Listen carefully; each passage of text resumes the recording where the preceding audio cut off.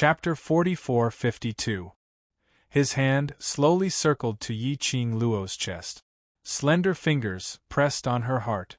The man's fingertips were gentle, the scorching touch passed through the robe to the skin. Yi Qing Luo slightly raised her head to look at him.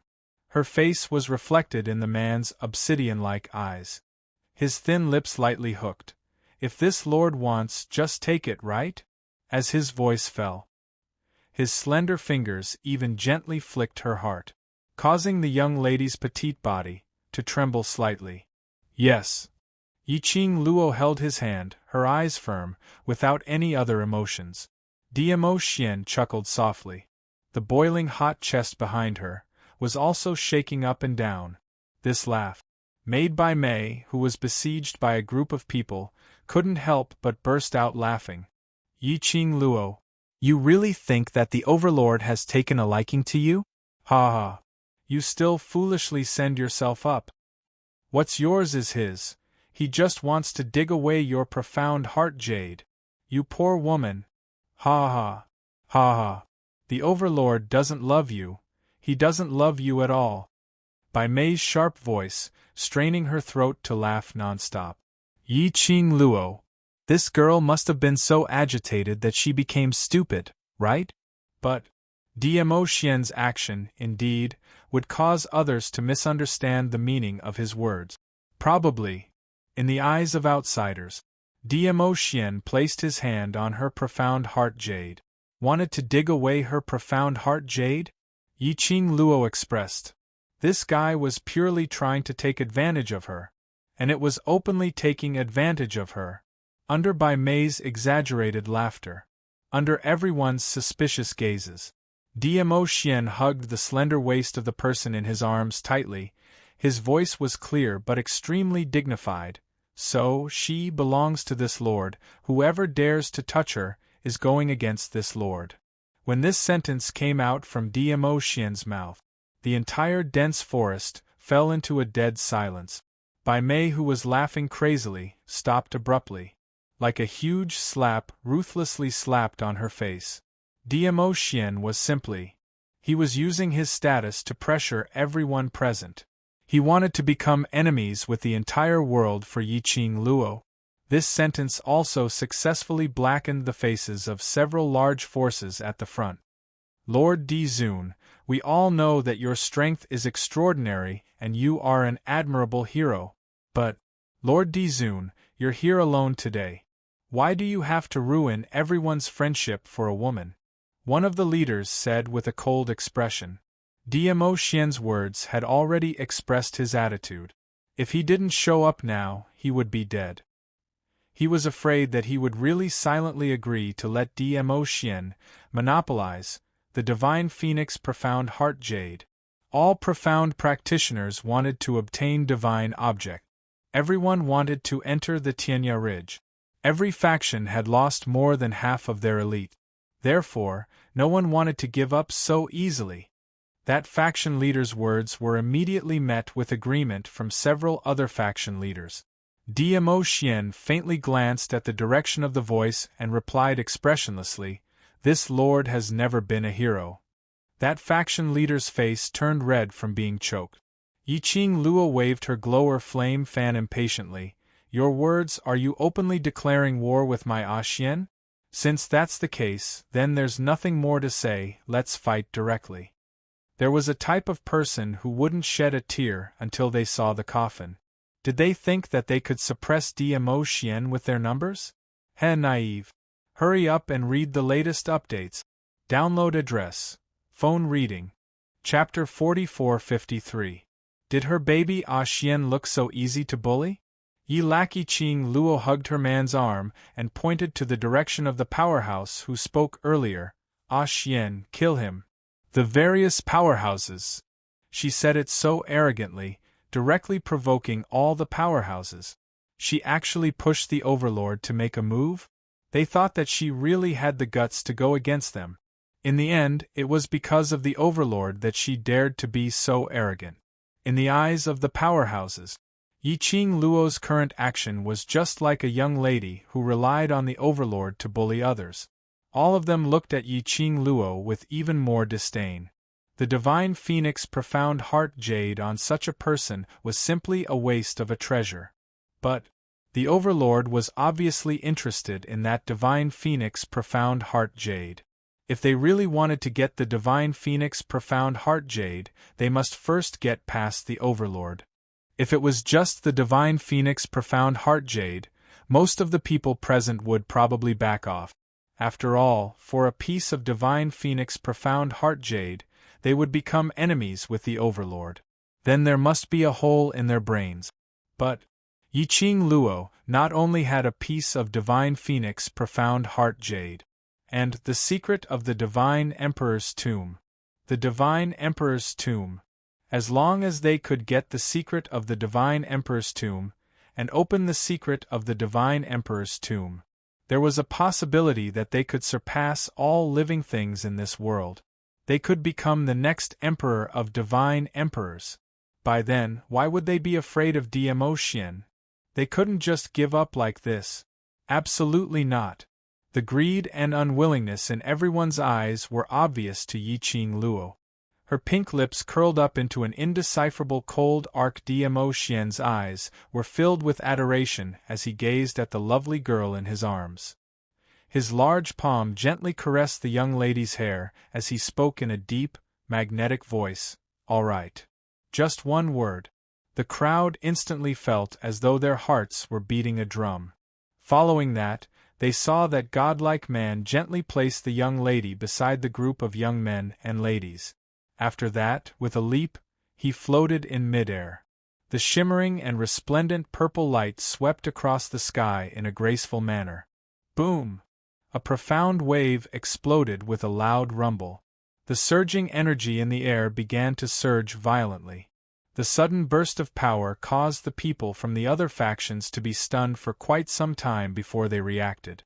He hurriedly called for people to defend. However, no matter how fast they moved, they were still unable to move. No matter how strong he was. When Diemo Xian's sleeves fluttered, the dark light filled the entire space. They were powerless to resist. The smell of blood and slaughter lingered in the air. As for the faction that had threatened them first, they were all shocked. The endless vortex opened its bloody mouth. Ah, a blood-curdling scream came from the vortex. That side which was originally full of ambition, attempting to use the power of numbers to threaten Diemo Xian's forces, seemed to have seen the Grim Reaper, brandishing its scythe to reap lives. Slash after slash, he reaped their lives. The majestic Xian wave spread out majestically. The other forces quickly moved away to avoid it. The scene of him dodging in a flurry. It was like a slap landing on the face of the faction that was being swallowed by the vortex. Still thinking of relying on the power of numbers? Wasn't this, in an instant, whatever power, was all gone? After the blood-curdling screams stopped. Only then did the surging vortex dissipate bit by bit. End of this chapter. Chapter 44-54. Earlier, there were about 20 to 30 people standing in the air. Right now, there was only a huge deep pit, and the remnant might rippled out, vibrating in the air. Not a single figure could be seen. That powerhouse's men were completely annihilated. Just one move. One move and an entire group of people disappeared. Everyone's hearts were beating like thunder, thumping non-stop. The moment Diemo Xian appeared, it was a show of strength, directly killing those cultivators who attempted to sneak and attack. Following that, because of a sentence from Yi Qing Luo, striking again, it was another instant kill. Did he really not care that he would incur the wrath of the masses? Was he really not afraid that they would join forces with the three realms to deal with him? Everyone's hearts, at this moment, were completely stunned by Diemo Xian's unhesitant massacre. After Diemo Xian stopped, he turned around and returned to Yi Qing Luo's side, pulling the young lady into his arms. His body was emitting a chilly aura. Yi Qing Luo's arms circled around his waist as she smiled. "My man is so handsome." If she didn't kill the chicken to warn the monkey, those people totally had no idea what to do, and would only continue to harass them. They chose to be greedy. They chose to be greedy, to be the first bird to stick out. They should pay the price for their own choice. Dmo Xian rubbed the young lady's little head. Let's go. Yiqing Luo nodded, as she beckoned her brothers to leave. After the deaths of the two powerhouses, everyone's hearts were burning with anxiety, as they wanted to stop them. But when they saw the huge deep pit, and the 10 corpses by the side, they were so afraid that they didn't dare to move forward. They could only watch the group of people as they swaggered past in front of their eyes. The direction they were heading towards, the group of people who had surrounded them, couldn't help but shift their footsteps as they opened up a path. No matter how the surrounding people, no matter how resentful they were, or how many threatening gazes they shot at them, that group of people still obediently opened up a path for Yiqing Luo and her group. And just at this moment, a furious bellow rang. Huang Fuxing, if you dare to follow her, you will no longer be a member of my Huang Fu family. This explosive bellow. Everyone was so shocked that they all looked in that direction. Not far away, a middle-aged man in his 40s walked out from a group of people. His eyes were filled with malice as he stared in the direction that the group had left. The man wore a navy blue brocade robe and looked dignified and noble. Everyone in the surroundings recognized the identity of the middle-aged man with a glance. The current patriarch of the Huangfu clan, Huangfu Zhangdong. Only then did everyone remember. Among Yiqing Luo's entourage, there was Huangfu family's young master, who had just returned. Huang Fuxing. The gazes everyone shot at Huangfu Zhangdong instantly became extremely complicated. Huangfu family's young master was in cahoots with Yiqing Luo's entourage. Didn't that mean that Huangfu family and Yiqing Luo's group were in cahoots? Perhaps, as long as they held the Huangfu family hostage, they could even threaten Huang Fuxing and make him work for them. All of them had different thoughts in their minds, but they were all scheming for their own benefit. Huang Fuxing, who had been stopped by this shout, slowly turned his head. His body was stiff. When he raised his eyes and looked at Huangfu Zhangdong, his expression was solemn and forbearing. Ah Xing! Gu Zishi hugged his arm with heartache, giving him the warmth that belonged to her. Huang Fuxing's thin lips pursed tightly as he took a deep breath, shaking his head at Gu Zishi. Don't worry, those who don't care are of no importance. End of this chapter. Chapter 44-55. He didn't care. So no matter how the other party slandered him, it wouldn't affect him. But did he really not care? Gu Zishi wanted to ask this question. But when she saw the young man's solemn face and solemn expression, in the end, she swallowed her words. She knew Ah Xing better than anyone else. The only thing she could do was to stay by his side. Huang Fuxing met Huangfu Zhangdong's eyes indifferently. Looking at Huangfu Zhangdong's fierce expression, there was no emotion on his face. So, what do you want me to do? Huangfu Zhangdong actually felt a heavy pressure assaulting him with just a single glance from him. Huangfu Zhangdong's face darkened. He didn't want to admit that he was scared by a bastard. He snorted coldly. You are a member of my Huangfu clan. You should listen to the arrangements of the Huangfu clan. Hurry up and come back. Huang Fuxing chuckled softly. Huangfu Zhangdong's face darkened. What are you laughing at? Before Huang Fuxing could answer, a person walked out from the Huangfu clan's team. Father. That person was Huangfu Dongyu. He moved closer to Huangfu Zhangdong's ear and whispered a few words. Huangfu Zhangdong's eyes lit up. He immediately looked at Huang Fuxing. Huang Fuxing, I heard that you have a close relationship with the first miss of the Gu residence. Since that's the case, you will represent the Huangfu clan and ask the first miss of the Gu residence to reveal the secret of the Divine Emperor's tomb to the public. He was also a smart person. He didn't ask Huang Fuxing to quietly tell the Huangfu clan about the secret of the Divine Emperor's tomb, because he knew that he and Huang Fuxing had always been at odds. Huang Fuxing wouldn't listen to him.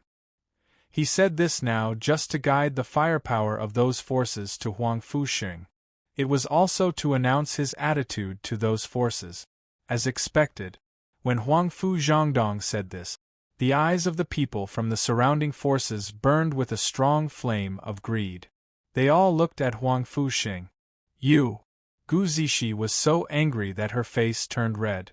She wanted to scold Huangfu Zhangdong for being despicable and shameless. Her small hand was held by Huangfu Xing. Huangfu Xing squeezed her palm. Gu Zixi bit her lips hard and declared her emotions with her eyes. Huangfu Xing was much calmer. He indifferently looked at Huangfu Changdong, then at Huangfu Dongyu's complacent smile. It's not impossible to know the secret of the Divine Emperor's tomb. Huangfu Zhangdong's expression instantly froze.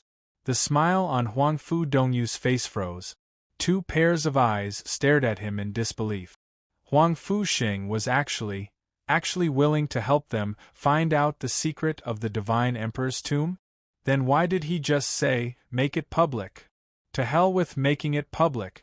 As long as he could obtain the secret of the Divine Emperor's tomb, their Huangfu clan would definitely be able to suppress the Heaven Realm's 4 great clans. Why would they still need to be one of the 4 great clans? They were unique existences that everyone revered. When Huangfu Zhangdong recalled what he said earlier about making it public, he really wanted to give his eldest son a slap. Huangfu Dongyu naturally felt his father's anger. He had not expected that Huangfu Xing would choose to betray Yiqing Luo for the Huangfu family's status. He put on a black face and pretended to appease his father. Father, he might have said this on purpose and then purposely raised some conditions which you are unable to fulfill so as to force you to back off. Huangfu Zhangdong's face sunk as he looked at Huangfu Dongyu. Then he looked at Huangfu Xing and asked sternly, "What request do you have?" End of this chapter. Chapter 44-56. Huangfu Xing said word by word, "I want you to bring my mother's memorial tablet back to Huangfu Ancestral Hall." He only found out after he returned to Huangfu family. Because his mother left with his father and after she died, even the memorial tablet wasn't allowed to enter Huangfu family. In addition to that, his father committed suicide by drowning himself in the river because of the treasure-gathering auction house. Not to mention protecting his mother's memorial tablet. For so many years, his mother's memorial tablet was secretly placed in his own courtyard by his grandfather, even if his mother had never thought of returning to Huangfu family. But now, he was back. Here, there was a piece of place which belonged to his mother. Hearing Huangfu Xing's request, Huangfu Zhangdong's expression congealed and turned extremely ugly. Huangfu Dongyu immediately sneered, "It's easy for you to think. It was your mother who left Huangfu family with a wild man. From the moment she left, she wasn't fit to be a member of Huangfu family. You're just a bastard and you want to bring your mother's memorial tablet back to Huangfu family? Next request. Is it the position of Huangfu family's patriarch?" Huangfu Dongyu understood his father's thinking very well. Because he valued the position of patriarch too much, Huangfu Zhangdong couldn't even trust his own son wholeheartedly. He naturally understood how to provoke Huangfu Zhangdong's disgust towards Huangfu Xing. As expected, when Huangfu Zhangdong heard his eldest son's words, his expression and gaze became extremely sharp. On the other side, after seeing the Huangfu family's people appear, someone's mood was obviously not right. Especially after hearing Huangfu Zhangdong's words. That person's mood was even more intense. Yiqing Luo glanced at the people in the crowd and raised her slender brows slightly, not intending to go over. In response to her, there was only silence. Yiqing Luo retracted her gaze and didn't say another word. Even friends had no right to comment on this kind of matter. After all, she didn't know what had happened back then. "Qing Luo, aren't you worried that he will really ask you about the secret of the Divine Emperor's tomb?" Tong Ziqing wasn't too familiar with Huangfu Xing. "He won't." Yiqing Luo raised her brows. "He has really grown a lot. If it was the previous Pei Xing, How could he possibly dare to face the might of Huangfu Zhangdong's family head? Looking at the smile on Yiqing Luo's lip, Tong Ziqing tactfully did not speak again. From Yiqing Luo's eyes, she could tell. Huangfu Sheng was also a friend whom she, Yiqing Luo, recognized. Since he was someone Qing Luo had set her eyes on, they would also believe him unconditionally. If he doesn't tell me your secret, that person won't let him go. A cold and tense voice came from behind. Qiao Jin's face was ice cold, his expression tense, and somewhat strangely terrifying. Yan Xiaoyi gently held his arm, her expression helpless, and could only comfort him silently. Since he dared to say that, he must have thought of a countermeasure. Yiqing Luo wasn't worried at all. If Huangfu Zhangdong doesn't let Xing off as his cousin, you will also step forward, isn't that so? Perhaps it was the word cousin that caused Qiao Jin to be startled. He opened his mouth to retort, but his words were stuck in his throat.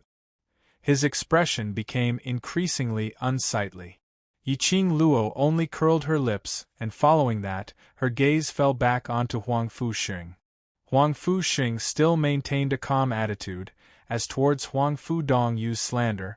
He couldn't be bothered to explain anything. He only waited quietly for Huangfu Zhangdong's reply.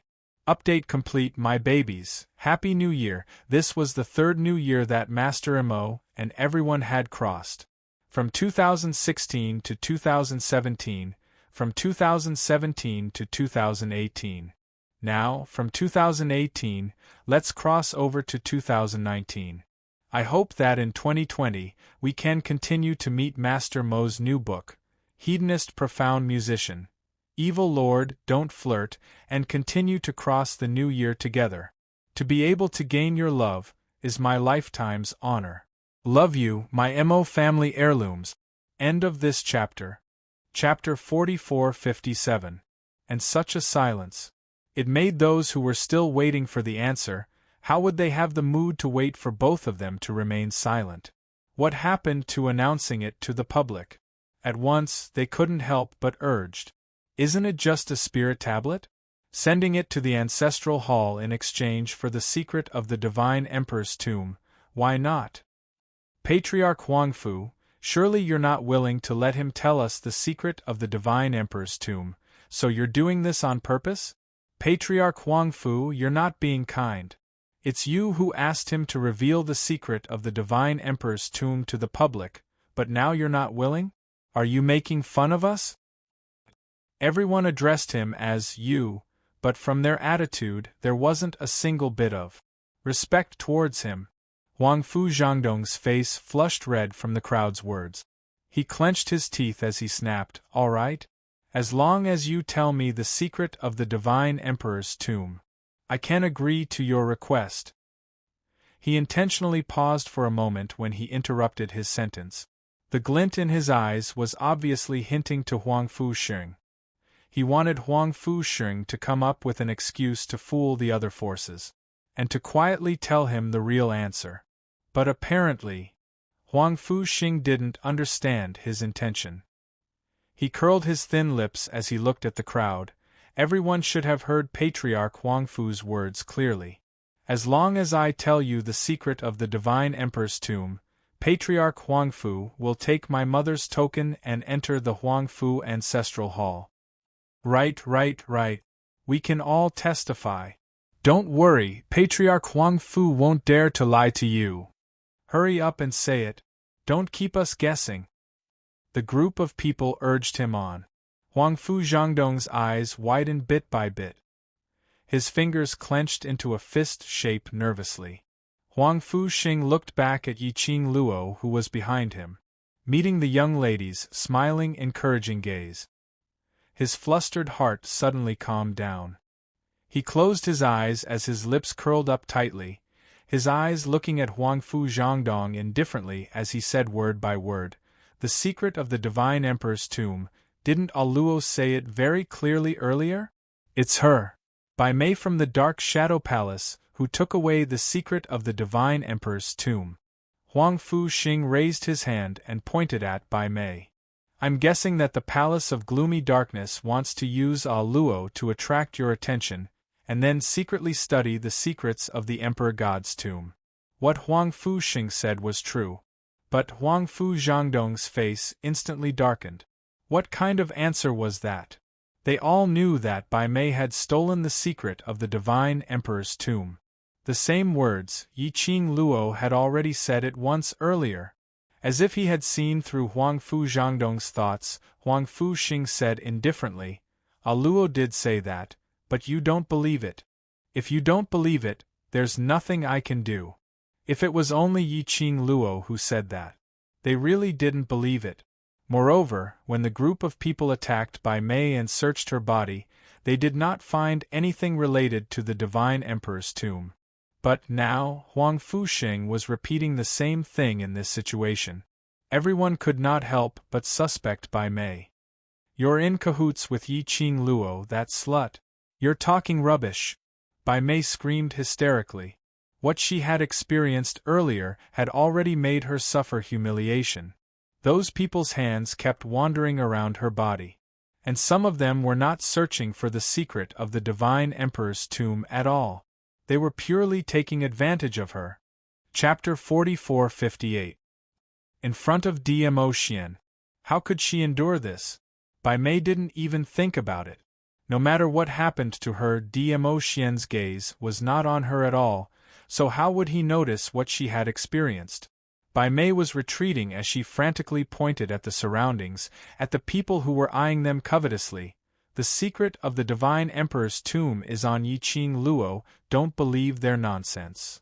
However, her words were not persuasive at all. As he retreated into the territory of a team. "Ah!" Bai Mei screamed. His body was lifted up by a person. "Speak. Where did you put it?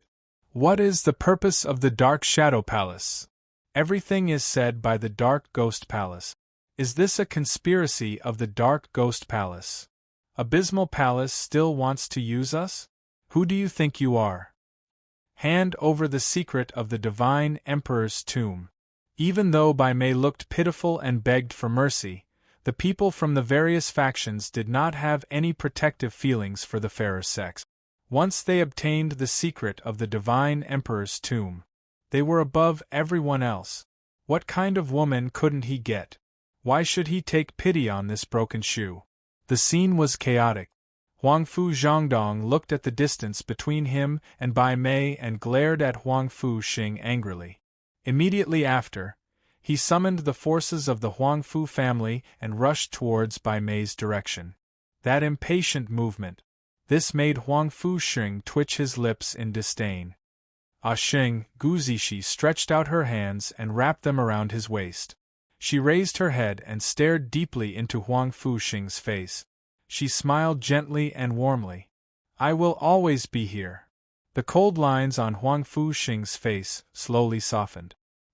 He gently stroked Guzishi's hair and looked into her eyes. The cold air that was being emitted from his body also gradually subsided.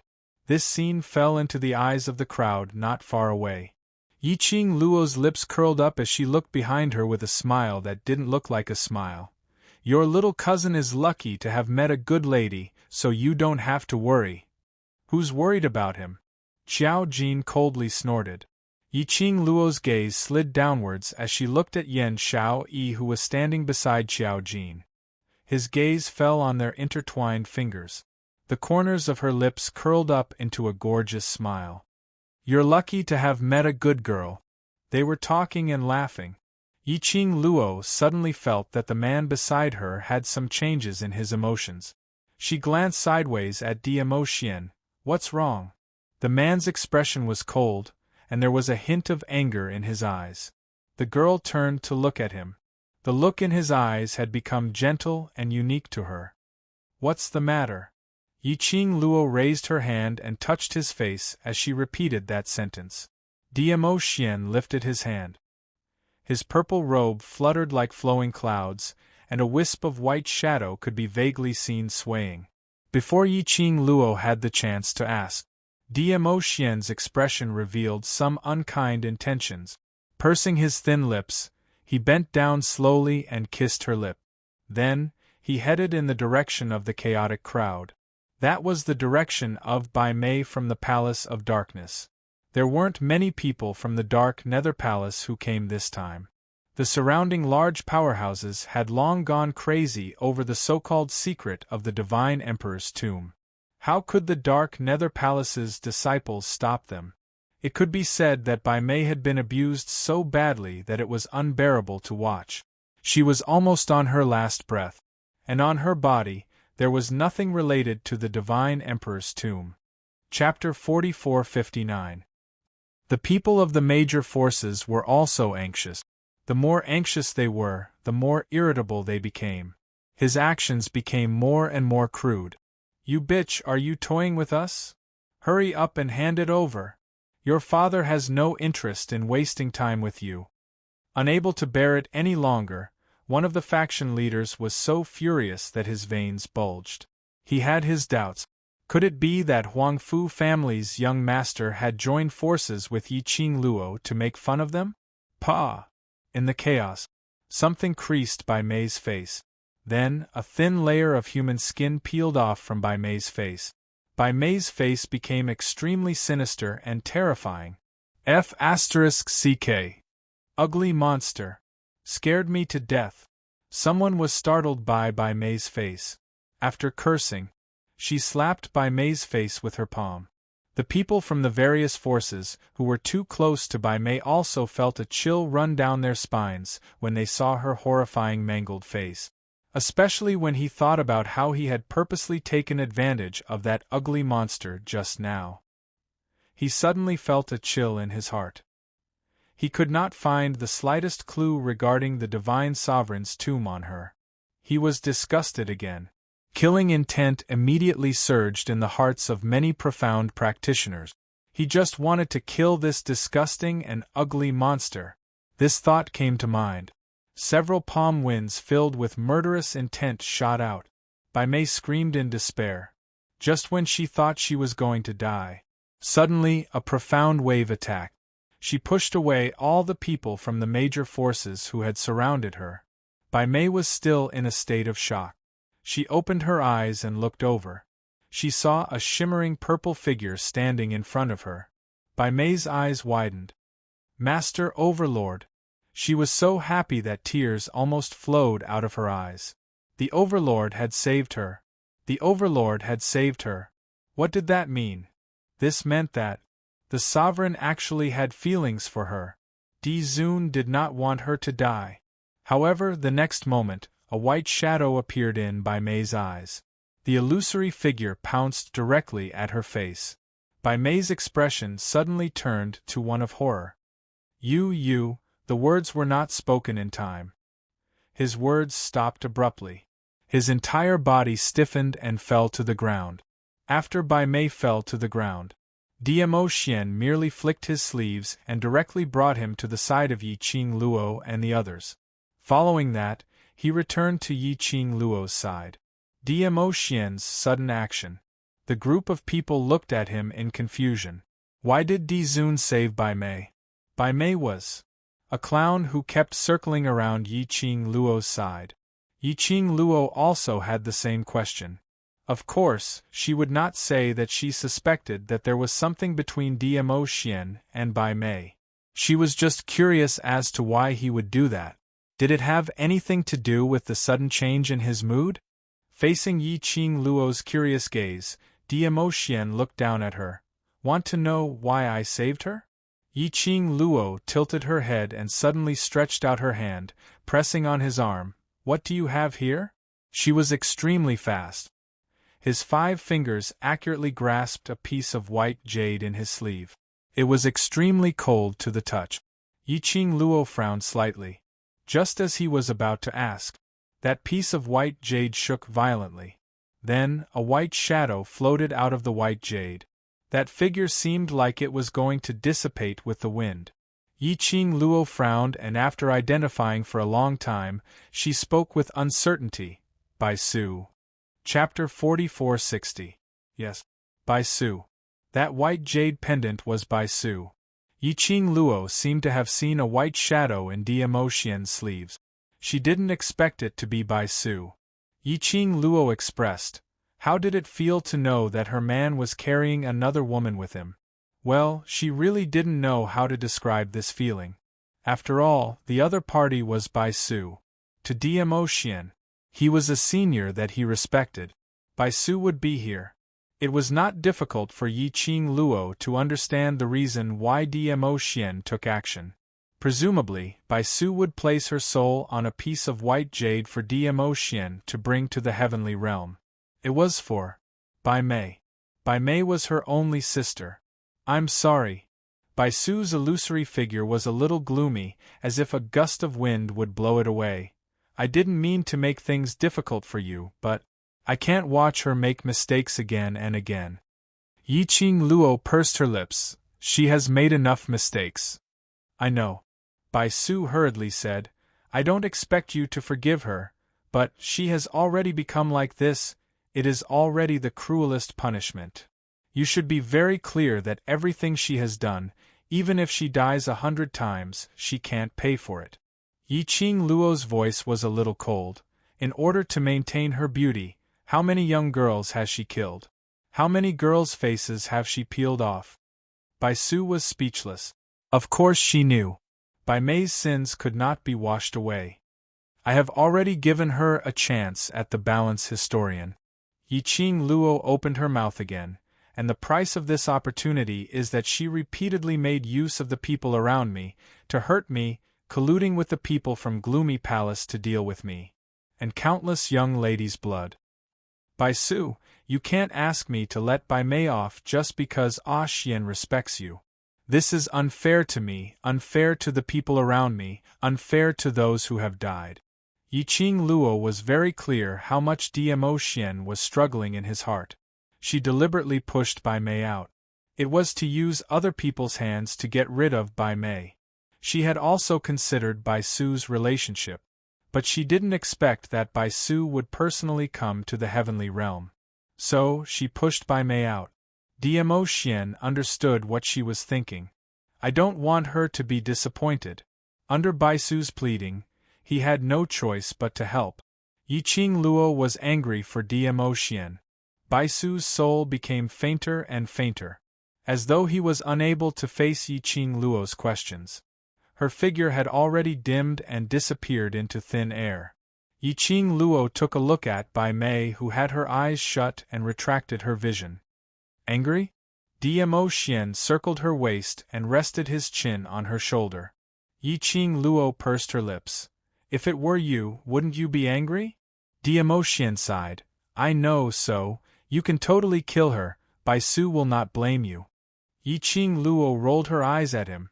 Bai Su has already done so much. If I really kill Bai Mei, wouldn't that be too heartless? She paused, and her voice suddenly became serious. However, it's up to her whether she wants to live or not. Dmo Xian's thin lips brushed past her skin. All that was left was a ball of scorching heat. He chuckled softly, his eyes full of tenderness. He naturally knew. The words that Yiqing Luo said earlier. All of them were standing on his side, speaking up for him. His little Luo was really very cute. Chapter 4461. It was a farce. The people from the surrounding forces were all stunned on the spot. Originally they thought that Bai Mei was intentionally used by Yiqing Luo to tease them. But Di Zun had saved Bai Mei. At that moment, the crowd began to imagine endlessly. Could it be that the item was really with Bai Mei? Otherwise, why would Di Zun make a move? They actually didn't manage to find it. Damn slut. Damn Abyss Palace. On the other side, Huangfu Zhangdong's expression was practically dark to the extreme. A bastard was indeed a bastard. He would only side with outsiders. Such a person wasn't fit to be a member of the Huangfu clan. Father, that bastard doesn't know how to think for the Huangfu family. Huangfu Dongyu knew very well what his father was thinking. I wonder why grandfather wants to bring him back to the Huangfu family. Huangfu Zhangdong's eyes were gloomy. Huangfu Dongyu persisted. Father, he has a close relationship with Yiqing Luo. That time in the Earth Realm, It was Yi Qing Luo who added fuel to the fire, hence grandfather valued Pei Xing so much. I'm guessing, could all these be Yi Qing Luo's conspiracy? She wants to make use of Pei Xing to deal with our Huangfu family? After all, he had been a son for more than 20 years. As soon as these words came out, that was to directly stab Huangfu Zhangdong's heart. Huangfu Zhangdong looked at Huangfu Xing with eyes full of resentment. Father, why don't we take this opportunity to expel Pei Xing from the Huangfu family? He was the one who chose to leave with Yi Qing Luo in front of everyone. Even if grandfather knew about it, he can't blame us. Huangfu Dongyu took the opportunity to come up with an idea. Initially, Huangfu Dongyu didn't care about Pei Xing. Because of a bastard, a weak and cowardly man. Even with his grandfather's support, there was no need to take it to heart. However, after Pei Xing arrived at the Huangfu clan, in just half a month, he had subdued the hearts of the entire Huangfu family. He had also stabilized his position in the Huangfu family. This made Huangfu Dongyu, the young master of the Huangfu clan and the future successor, feel uneasy. He had a feeling that Pei Xing's appearance would change their Huangfu clan. This premonition, plus the relationship between Pei Xing and Yi Qing Luo, Huangfu Dongyu viewed Pei Xing as a thorn in his side. Now, he finally had a chance to get rid of Pei Xing. Of course, he had to seize this opportunity. In front of all the major forces, he had tricked the Huangfu clan and the public. Moreover, he took the initiative to follow Yi Qing Luo. Even if Huangfu Zhentian wanted to blame someone, it wouldn't be him. Huangfu Zhangdong also had the same thought. Bai Mei had already been brought to the other side by Dmo Xian. The crowd naturally did not dare to ask Dmo Xian for him. After Huangfu Zhangdong called his men back, Huang Xiaolong's expression changed. He displayed his patriarch's prestige as he looked at Huangfu Xing with a solemn and cold expression. Pei Xing, whatever divine emperor's tomb secret, you and Yi Qing Luo colluded together, right? He sneered and glanced at Bai Mei, who was lying on the ground with her eyes closed. How could an abandoned pawn of the Palace of Gloomy Shadows get the secrets of the Divine Emperor's tomb? From what I see, the secret of the Divine Emperor's tomb, right from the start, is on Yi Qing Luo, right? Huangfu Xing's expression was calm, and he didn't feel the slightest bit of displeasure from Huangfu Zhangdong calling him Pei Xing. What you want to know, I've already said it. Whether you believe it or not, it's your problem, it has nothing to do with me. But, the thing that you promised me, please do it. The fastest update speed, hurry up and read it. Download address. Cell phone reading. Chapter 4462. Huangfu Xing's words paused slightly. The corners of his lips curled into a faint arc. His gaze was like a torch as it met Huangfu Zhangdong's eyes. I think the dignified patriarch of the Huangfu family would not do that. Go back on his words, right? You.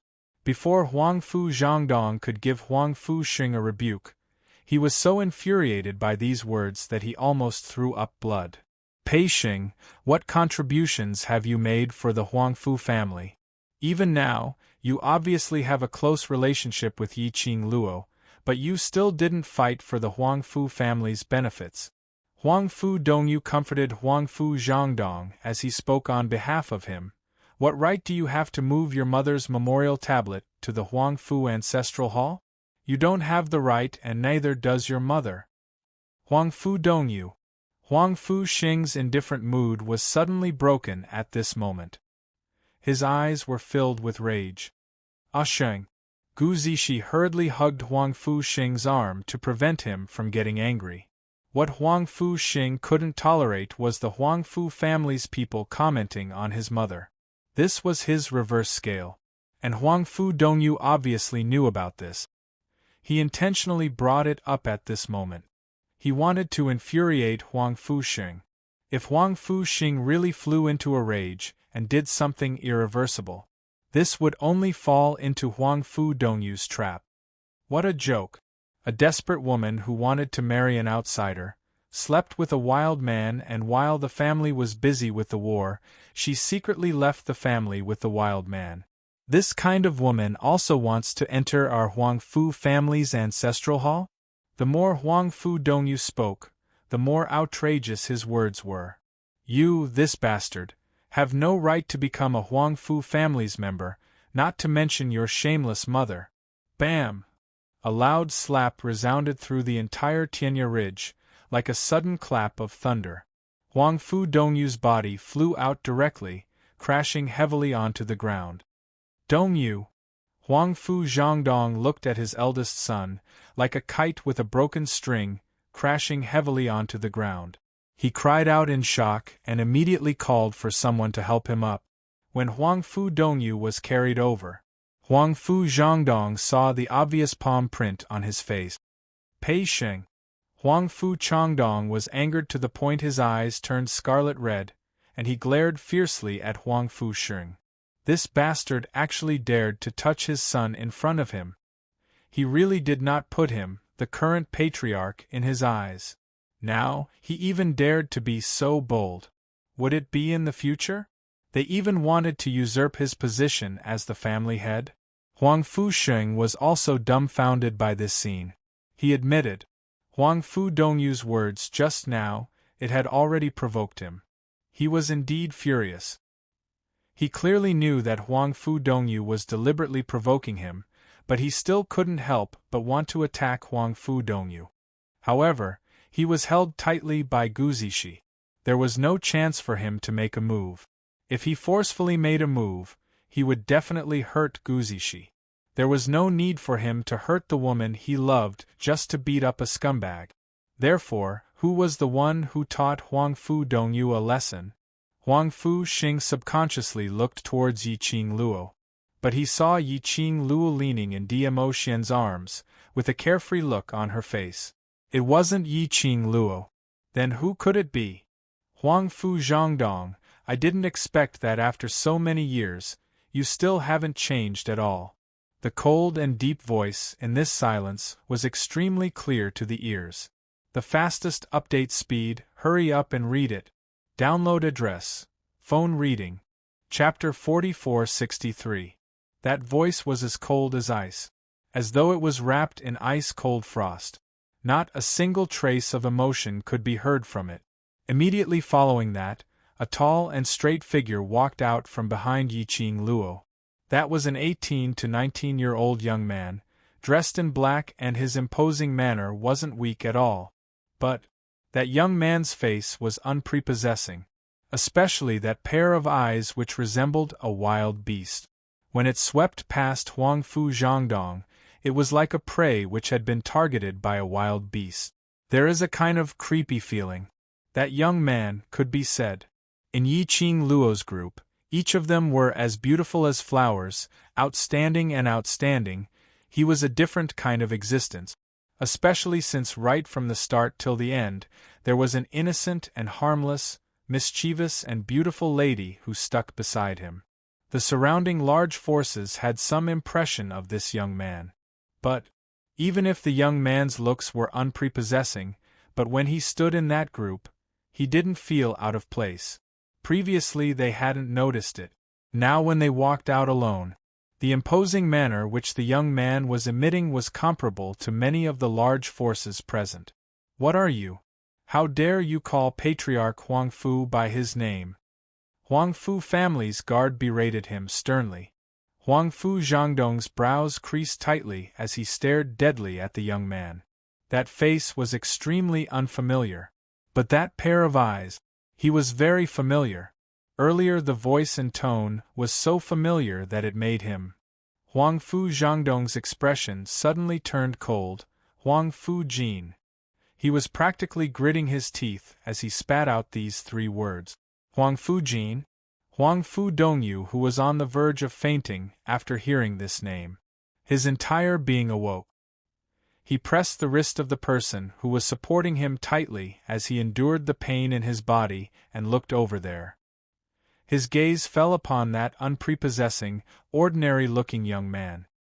His pupils abruptly widened. Fifth brother. The young man. who was Qiao Jin's attitude towards the both of them revealed a cold smile. Why? So shocked to see me? Did you think that in this lifetime I would never be able to return? His tone was filled with ridicule. No. How could you? Huang Fu Dongyu opened his mouth and pulled the swollen muscles on his face, causing him to salivate from the pain. It's you who hit me. Qiao Jin cast a disdainful glance at him. Huang Fu Zhangdong won't teach you how to behave, so I'll teach you what it means to respect your elders.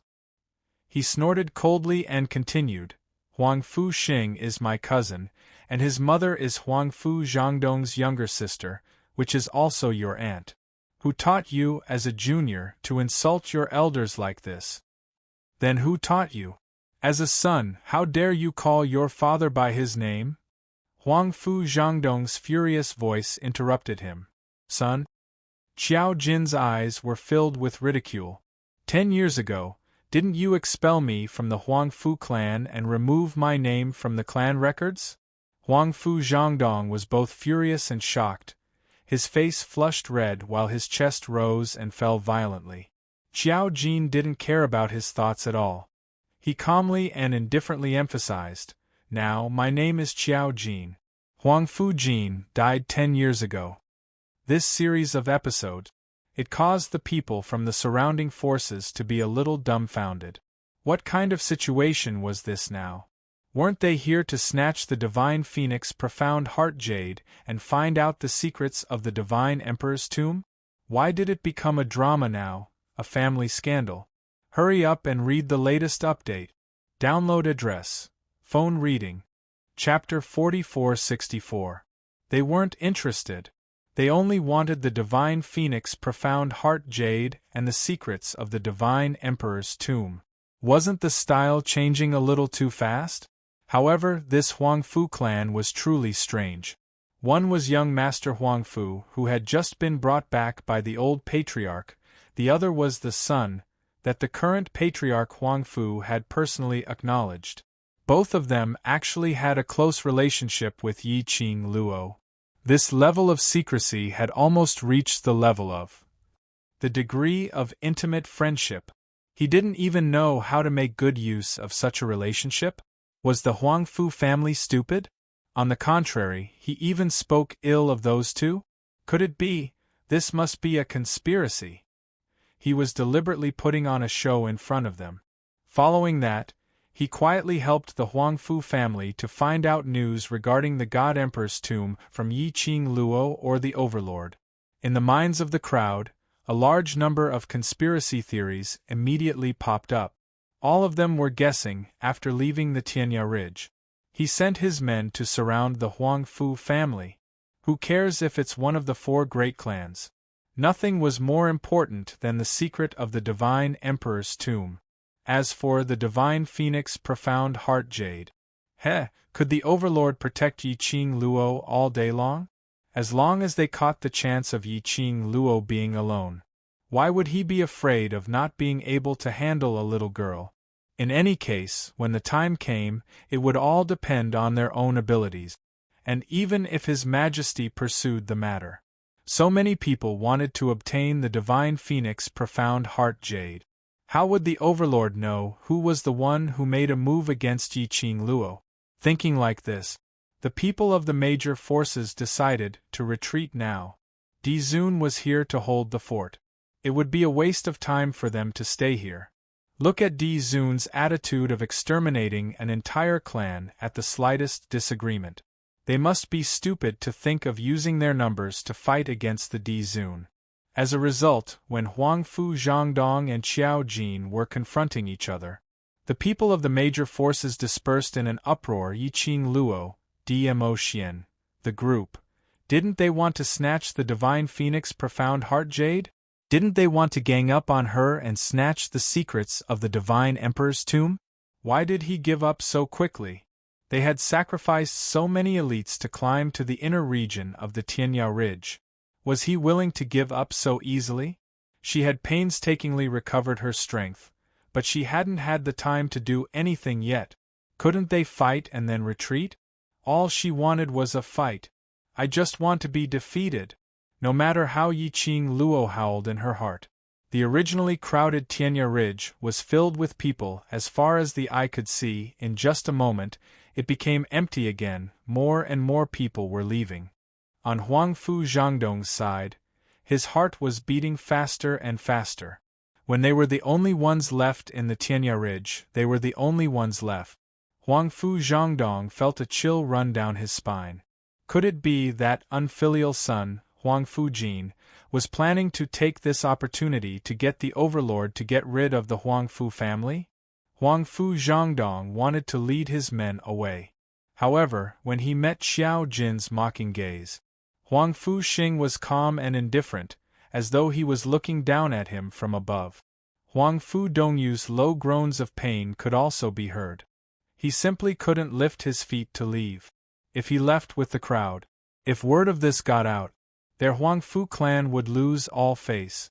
Furthermore, letting Huangfu Jin and Pei Xing off so easily, it would only make the both of them join forces and become even more arrogant. Huangfu Jin was back. Huangfu family was going to be in turmoil. He absolutely would not allow the position which belonged to him to be snatched away by others. Even if that person was his son, it was still the same. The fastest update speed, hurry up and read it. Download address, cell phone reading. Chapter 4465. In particular, what happened back then must not be discovered. Huangfu Zhangdong's eyes shot out a treacherous cold light. But Xiao Jin completely ignored his thoughts. He grabbed Huangfu Xing's arm and said, "Let's go." Huangfu Xing was confused. He looked at Xiao Jin in astonishment. He hadn't had the time to digest the conversation between him and Huangfu Zhangdong. Xiao Jin was Huangfu Zhangdong's son? Xiao Jin was Huangfu Jin? The two of them are cousins? What kind of godly development was this? Huangfu Xing was still in a dazed state as he obediently allowed Xiao Jin to pull him back to where Yiqing Luo and the others were. Yiqing Luo looked at his dazed look in ridicule as she couldn't help but laughed. "Haven't regained your senses yet? You knew about it long ago?" Huangfu Xing looked at Yiqing Luo in a daze. Yiqing Luo shot a glance at Xiao Jin. "I indeed knew his identity very early on." Yiqing Luo's words had just landed. Long Yunzhan's indifferent voice rang out. "I didn't expect that. Jin Zi was actually someone from the heaven realm. After such a long time, he actually didn't tell us. They had been together for so many years. They had experienced so many life and death situations together. Only today did he know Xiao Jin's true identity." Xiao Jin raised his eyebrows and replied calmly, "You didn't tell anyone that you're a dragon, did you?" "Same here." Long Yunzhan.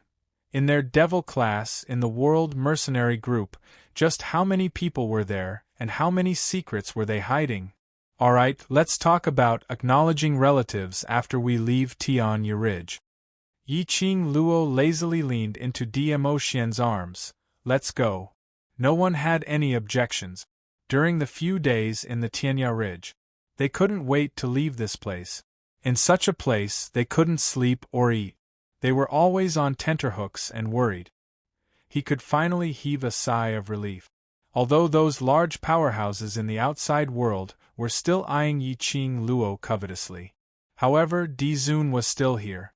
It was more or less able to suppress some ambitious but cowardly people. As for those with ambition and courage, they came forward to serve as cannon fodder to warn the others. The group of people were having fun. He walked towards the exit of the Tianya Ridge. He had completely disregarded the Huangfu clan. It was an extremely relaxed conversation. This caused Huangfu Zhangdong's expression to become even darker and more terrifying. This group of brats didn't even put him or the entire Huangfu clan in their eyes. Allowing the two bastards of the Huangfu family to strut around in front of him and then leave so easily? Huangfu Jin. Pei Xing. Stop right there. Huangfu Changdong shouted with a grim voice that was filled with rage. The two of them, who were walking side by side, stopped at the same time. They looked at each other. After that, they simultaneously looked at Huangfu Zhangdong. I solemnly warn you on behalf of the Huangfu family.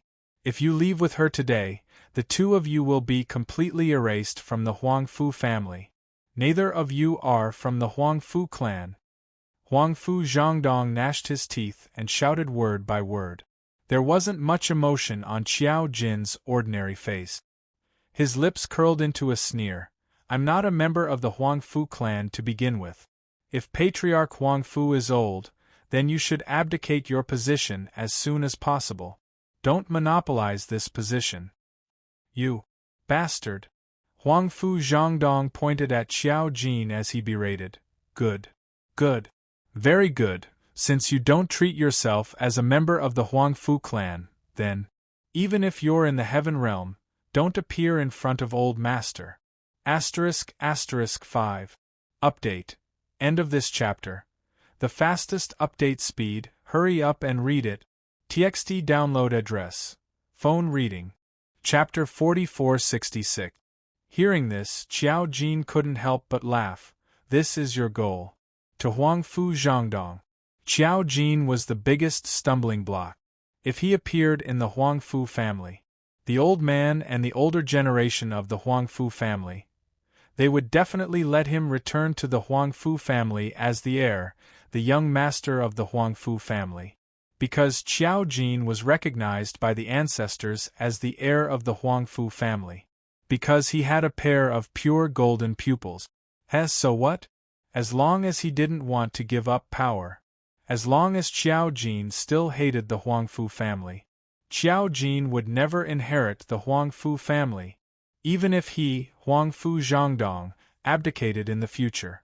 It was absolutely impossible to let Qiao Jin inherit the position of the Huangfu family head.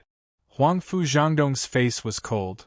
If you still want to see the old man, go back with me now. Go back?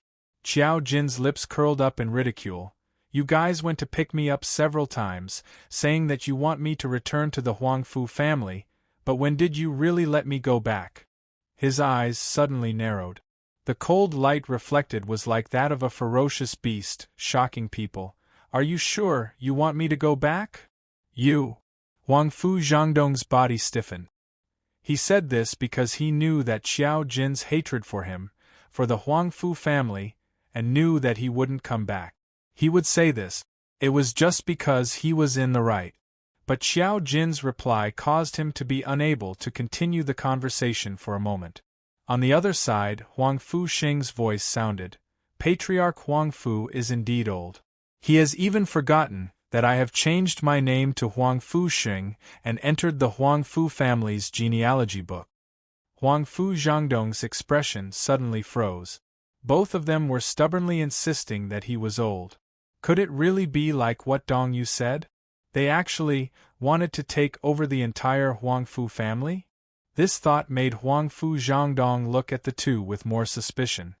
Huangfu Xing continued to say, however, based on how clan leader Huangfu addressed me as Pei Xing, I'm sure you've never regarded me as a member of the Huangfu clan. Therefore, it's reasonable that I'm unwilling to follow you back to the Huangfu clan. Since Patriarch Huangfu isn't sincere and wants to invite us back, why are you putting on an act? Huangfu Xing's words were extremely sharp. Huangfu Zhangdong's face was almost covered by dark clouds. Pei Xing.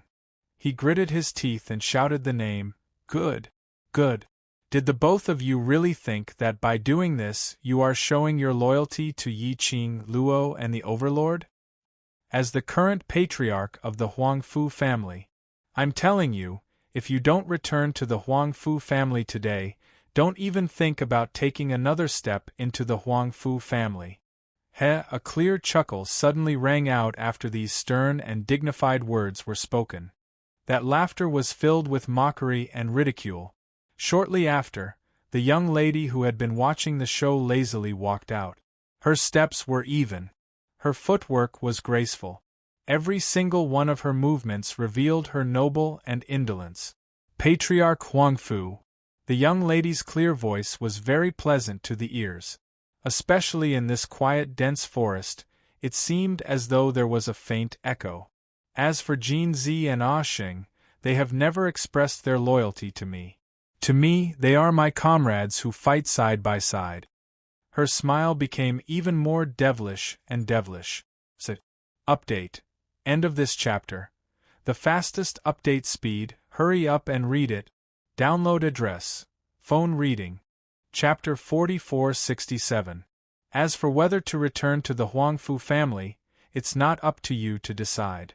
Yiqing Luo's voice paused slightly as her smile became even more alluring. Her long and narrow eyes lifted upwards like a blooming datura flower. She said it word by word confidently. If they want to go to the Huangfu family, I will bring them there. If they want to meet old Master Huangfu, I will bring them there. Her words paused slightly again. Immediately after, her eyes congealed. His smile also became more and more intense, and there was a bit of an oppressive aura. Even if they want Huangfu family, you must also give. With the last 4 words, Yiqing Luo spat it out one word at a time. Arrogant and confident to the extreme. Her words were arrogant, as though she just wanted to get something unimportant. Huangfu Zhangdong's face was as black as charcoal. His eyes were filled with treacherous coldness. What a big tone! His gaze was sharp. Yiqing Luo, do you really think that you can rely on the protection of the Overlord to be so arrogant? Do you think Huangfu family's foundation is something that you can destroy? Huangfu family was after all one of the 4 great families. Wasn't Yiqing Luo thinking of things too simply? In the end, she's just a child. Huangfu Zhangdong's eyes were cold as his gaze swept past Dmo Xian. Following that, he suppressed the surging hatred in his chest. Yiqing Luo, you won't be complacent for long. You'd better follow the Overlord closely, otherwise. He gave a cold laugh as he didn't need to say anything. Let's go. Huangfu Zhangdong flicked his sleeves as he headed in the opposite direction of Yiqing Luo and the rest. Behind him, a young lady's cold laughter was heard. That laughter was like the ringing of a bell, extremely melodious. But when it fell into Huangfu Zhangdong's ears, it was like a fiery slap on his face. Because Yiqing Luo's laughter was obviously ridiculing them for escaping. Patriarch Huangfu, I'll quietly wait for your good news in the Gu residence. If Patriarch Huangfu is unable to suppress my complacency even after a long time, it's very possible that I'll become complacent and personally bring Jin Zi and a Xing to the Huangfu clan to cause trouble. The young girl's laughing voice entered Huangfu Zhangdong's ears along with the breeze. Huangfu Zhangdong's footsteps came to a halt. He tightly clenched his fists and angrily strode forward.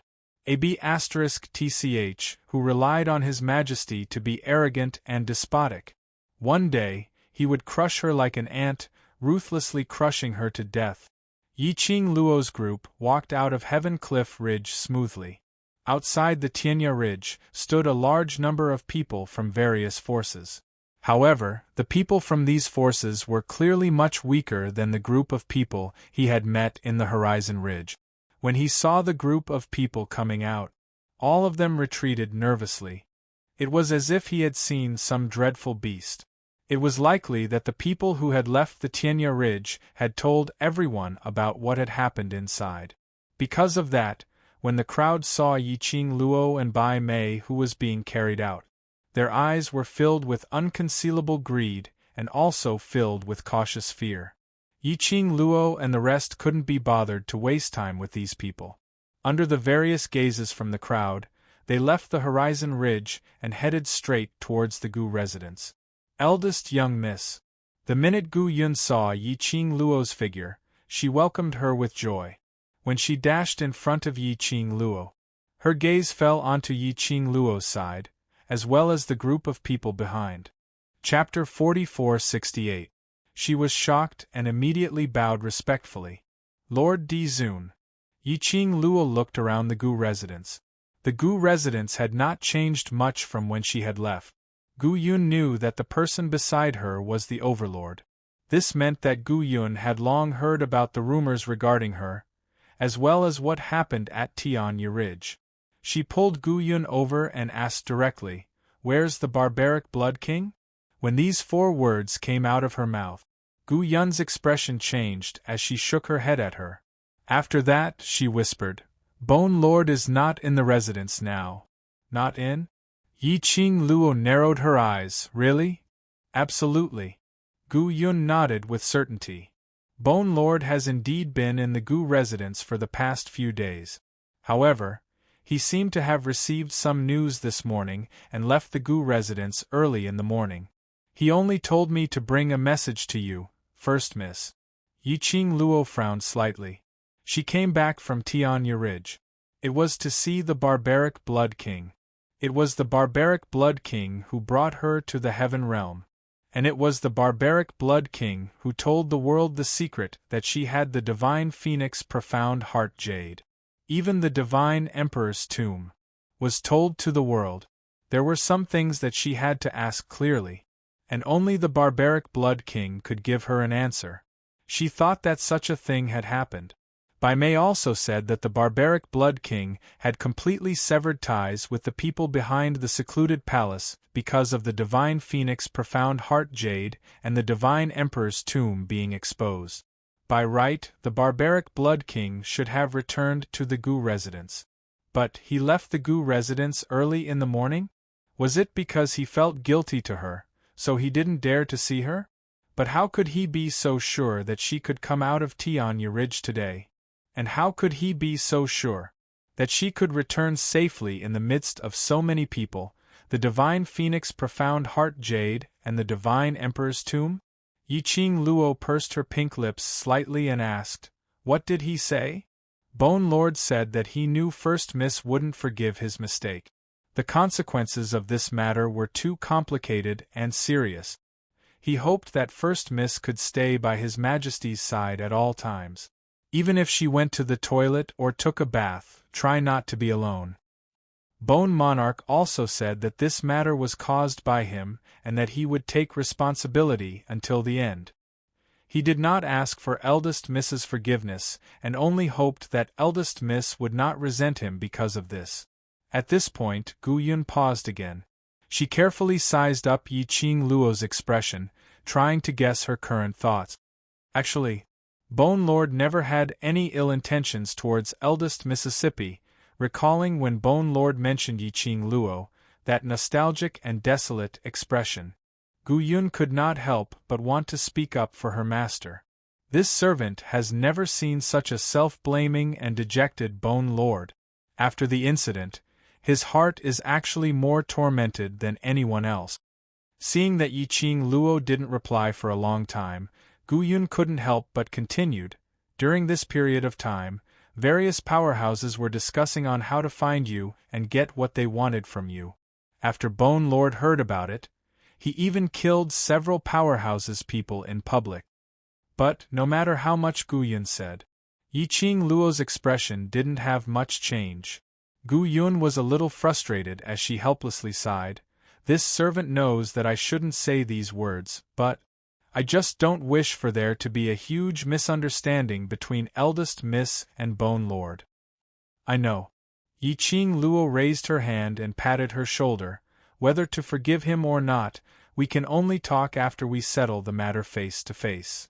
Chapter 4469. Gu Yun lowered her head. Bone Monarch had one last thing to say.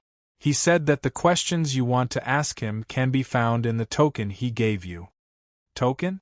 Yi Qing Luo reached into her sleeves.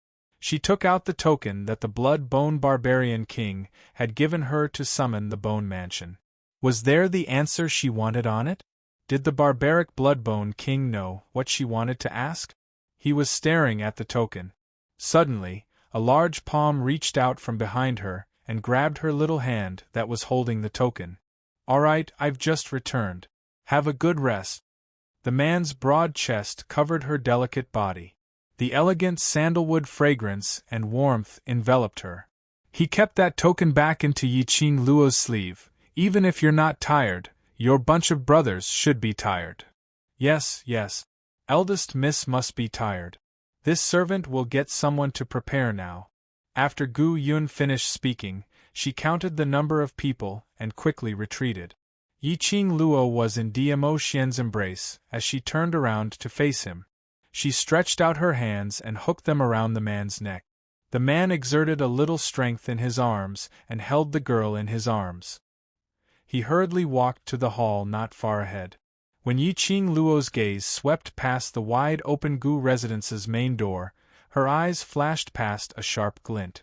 Outside the door, on a seemingly normal street, but every corner or passers-by, when he looked at the Bone Mansion, their eyes were filled with greed and vigilance. Clearly, the entire Gu mansion had already been targeted by the various large factions. No wonder Diamo Xian stopped her from continuing the discussion with Gu Yun earlier. Soon, Gu Yun made the arrangements. A servant led Yan Xiao Yi and the rest to the guest room. Diamo Xian carried Yiqing Luo as they returned to Yiqing Luo's room in the Gu residence. There was no one to lead the way. Yiqing Luo didn't lead the way, but Diamo Xian had accurately located her room. Yiqing Luo couldn't help but curled her lips as she gave a teasing smile. How did Ah Xian know this is my room? Could it be that before Ah Xian came to the heaven realm to look for me, he specially came to my room? Diamo Xian lowered his head. His obsidian eyes reflected the girl's picturesque face. He slowly bent down. Just a finger's distance away from Yiqing Luo's lips, he stopped.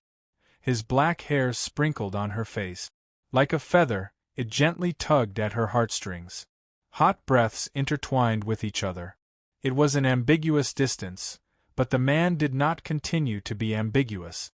His nose sniffed her body. His low and hoarse voice had a hint of palpitation that tugged at her heartstrings. There's your scent here. It's very fragrant, Yiqing Luo. He started flirting again without saying a word.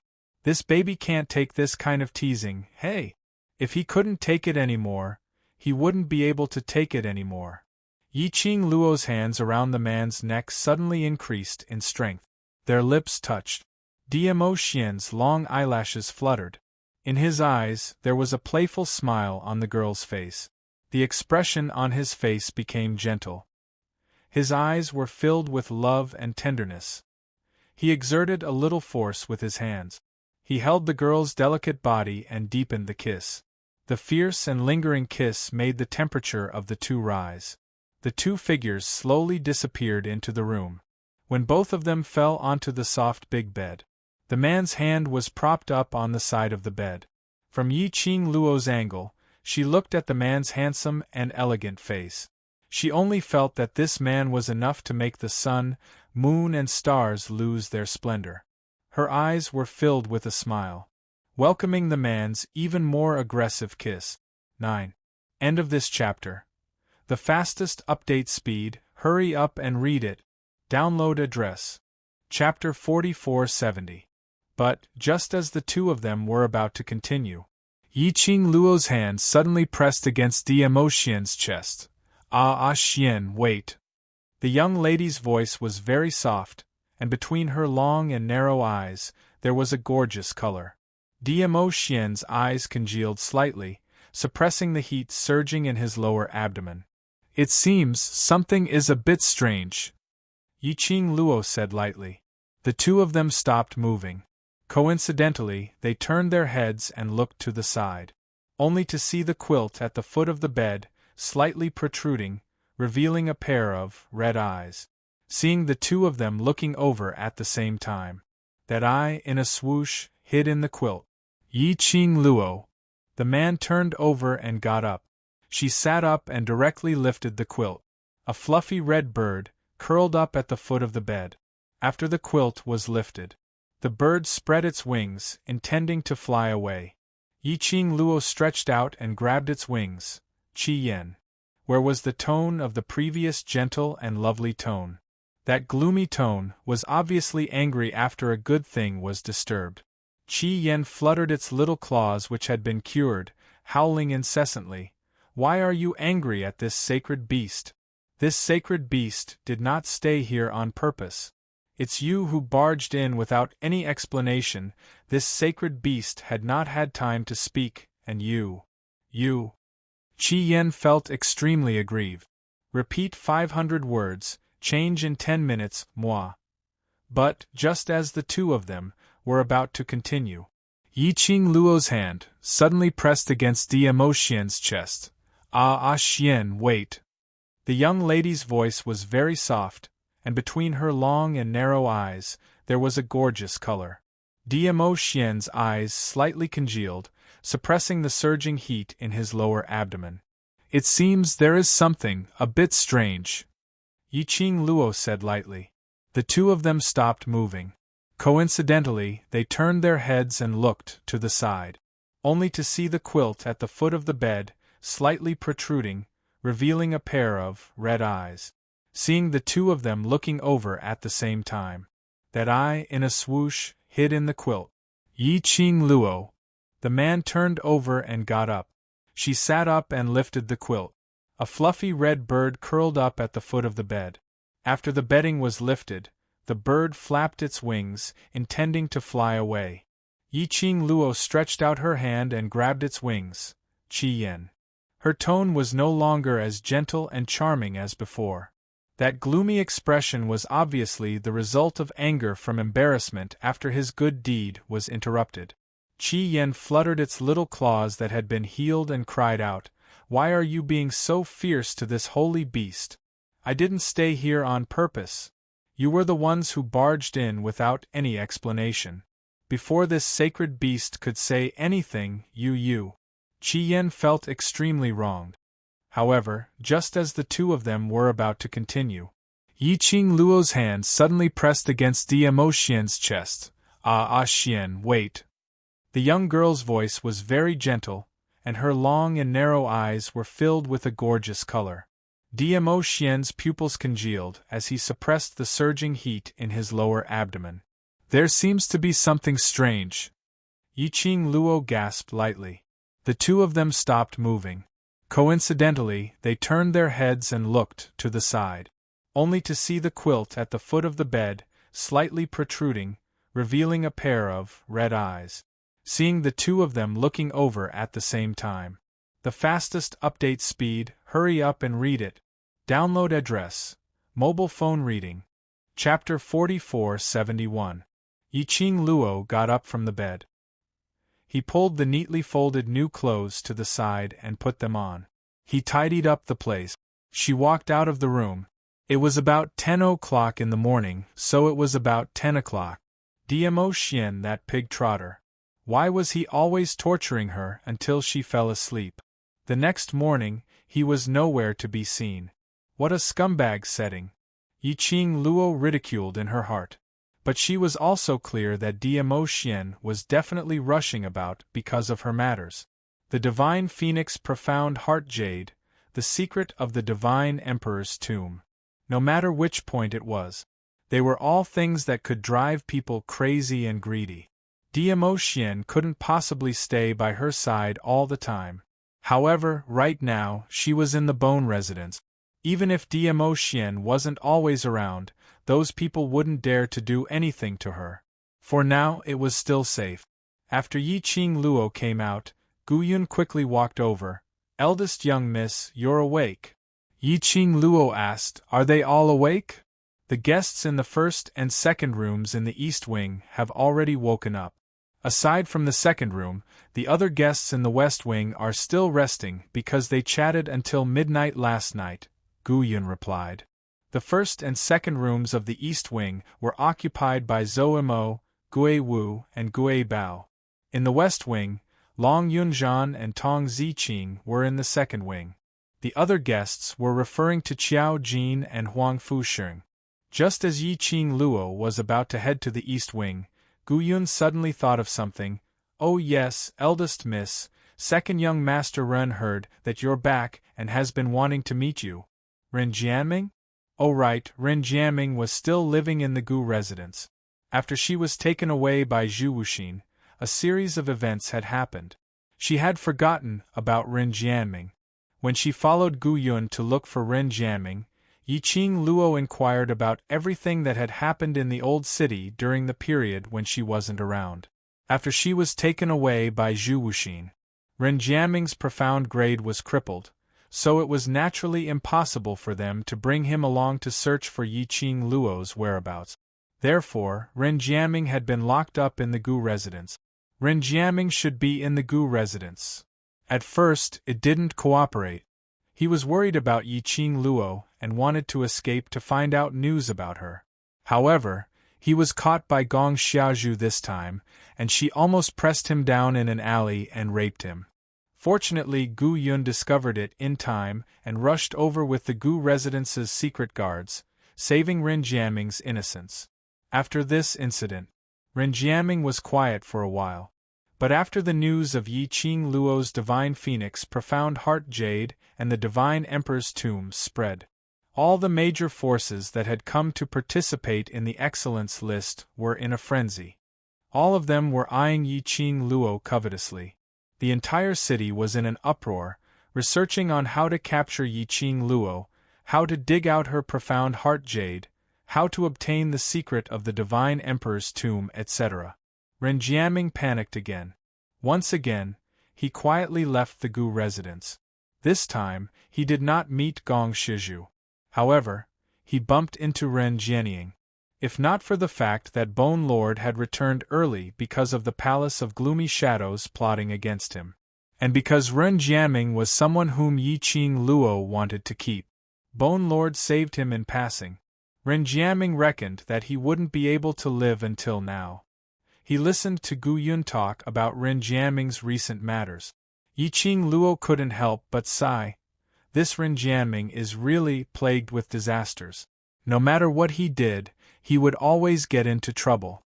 Today, the Ren family is completely controlled by the eldest miss of the Ren family, and she has also announced the collaboration with the royal family. Gu Yun continued, according to the informant, the eldest miss of the Ren family might marry into the royal family. Chapter 44-72. Marriage? Ren Jianying intended to marry the crown prince? That woman. Her ambition was so big, would she be willing to marry a man? One must know that once she chose the royal family to marry, no matter how powerful she was, the Ren family would become the royal family's accessory. Based on Ren Jianying's character, how could she accept such a thing? Could it be Ren Jianying still had the intention to let Ren Jiaming and Gong Xiaozhu get married? Yiqing Luo narrowed her eyes. Does Ren Jiaming know about this? Yes. Gu Yun nodded, because he knows. He has been staying in the Gu residence and didn't go anywhere else. Yiqing Luo smiled. Looks like he understands his current predicament. As they were talking, they arrived at Ren Jiaming's courtyard. Yiqing Luo just walked in. She saw a figure pouncing over. Eldest miss. Eldest miss. That person had not reached Yiqing Luo, but he was sent flying by Yiqing Luo's sleeve. Ren Jiaming touched his painful butt and climbed up from the ground with an exaggerated expression. Eldest miss, we haven't met for such a long time, can't you be gentler to me? He sucked in a breath of cold air in pain. As he walked towards Yiqing Luo, his mouth kept nagging. Just when he was halfway there, his eyes suddenly lit up. Eldest miss, your profound grade has recovered? Earlier, Yiqing Luo's sleeve was swung over. The air was filled with layers of ripples. Yiqing Luo walked straight into the courtyard. Didn't you want to see me? Say it quickly. Ren Jiaming followed behind. Eldest miss, how did you recover your profound grade? Can you tell me? I also want to recover my profound grade. Yiqing Luo sat on the stone bench. Go to Tianya Ridge, and you will naturally recover. But, from what I see, if you go there, you might die. Ren Jiaming. Not might, it's definitely. Stop the nonsense, tell me what's the matter. Yiqing Luo didn't give him a chance to show off. Ren Jiaming looked at Yiqing Luo with a resentful look and sat on the stone bench opposite her.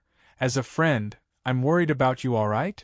Yiqing Luo shot a glance at him. These words, even if you use it to deceive others, probably no one would believe you. Ren Jiaming immediately howled. Woman, why are you so cold-blooded? I was worried for you for so long. Yiqing Luo, forget it, she should just leave. Even though a series of events had happened, and he had experienced several life and death situations, he was still calm. He could still be so optimistic. He didn't feel any shadow in his heart at all. He must be a weirdo. Eldest young miss, eldest young miss. All right, I'll speak properly, Ren Jiaming immediately stood up and chased after Yiqing Luo, blocking her path. Yiqing Luo took a look at him and sat down once again. Ren Jiaming moved to her side and sat down. As he carefully observed her expression, he said, I just want to ask, when do you plan to help me save that person? Yiqing Luo raised her brows. Are you sure that person can help you? I'm sure. Ren Jiaming adjusted his sitting posture and his expression became stern. The reason why elder sister wanted to take me away from the Gu residence several times was because she wanted to find out the whereabouts of that person from me. This is enough to show that elder sister is afraid of that person. Ren Jiaming is nothing much to make her afraid. Is very normal. Yiqing Luo touched her chin. Ren Jiaming pursed his lips and suddenly placed both his hands on the stone table as he raised his head solemnly. End of this chapter. Chapter 44-73. What if I say that, when I left the Gu residence 2 days ago and was captured by Big Sister, I saw people from the Palace of Darkness beside Big Sister? Gloomy Palace. Yiqing Luo's eyelids twitched. Are you sure? I'm sure. Ren Jiaming nodded with certainty. Moreover, as I said before, the person who is related to Big Sister is from the Palace of Darkness. Yiqing Luo had guessed right from the start. Ren Jiaming should be working with the Palace of Darkness. She raised her eyebrows. How did you know about my relationship with the Palace of Darkness? I don't know about the grudges between you and the Palace of Darkness, but I know that your purpose in coming to the Heaven Realm is related to the Palace of Darkness. Ren Jiaming explained, ever since the Palace of Tenebrous Shadows spread the news that you have the Divine Phoenix Profound Heart Jade in your body and the Divine Emperor's Tomb, I roughly knew that there was a story between you and the Palace of Tenebrous Shadows. Yiqing Luo squinted her eyes thoughtfully. Ren Jiaming continued, Big Sis is very anxious to find the person I want you to save. It seems that it is also the intention of the Dark Palace. If you save that person, not only will you help me, but you will also deal with the Dark Palace. This reason can convince me. Yiqing Luo's lips curled upwards. I can promise you that as long as you save that person, he will definitely help you deal with the Palace of Darkness. I don't want the Ren family to be destroyed by Big Sis. Ren Jiaming was still trying to persuade him. However, at this point, he was first stunned as he stared blankly at Yiqing Luo. After some time, he finally reacted to the meaning of those 8 words which Yiqing Luo said earlier. He jumped up excitedly. You agree? Yes. Yiqing Luo replied.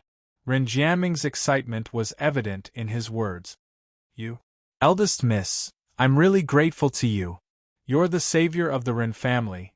Don't thank me so early, I might not be able to save him. Yiqing Luo looked at Ren Jiaming carefully. It was certain that Ren Jiaming's words were from the bottom of his heart. In the end, both of them discussed that after Dmo Xian returned, they would follow Ren Jiaming to save the person he mentioned. Dmo Xian was mentioned. Ren Jiaming looked a little down. After hesitating for a long time, he finally asked, You and the Overlord, really? Yiqing Luo smiled lightly as her brows rose. Feel that I'm not worthy of him? No. Ren Jiaming hurriedly shook his head and immediately looked down. I'm just a little surprised. I've been wondering what kind of man would be able to take in a woman like you. I didn't expect it would be the Overlord. Perhaps it's because he's Dmo Xian. Yiqing Luo seemed to have thought of Dmo Xian as her eyes were filled with smiles. Ren Jiaming was stunned for a moment before he chuckled. That was right, because it was Di Zun. He didn't even dare to start this emotional battle, and it was already over. He could not help but laugh. Fortunately, he had concealed his true feelings very well. Otherwise, he didn't even have the chance to make Yiqing Luo help him anymore. Wait here for the news, I'll make a move first. Yiqing Luo waved her hand and stood up. He had only taken a few steps. Ren Jianming suddenly called out to her, "Eldest Mississippi." Yiqing Luo halted her footsteps.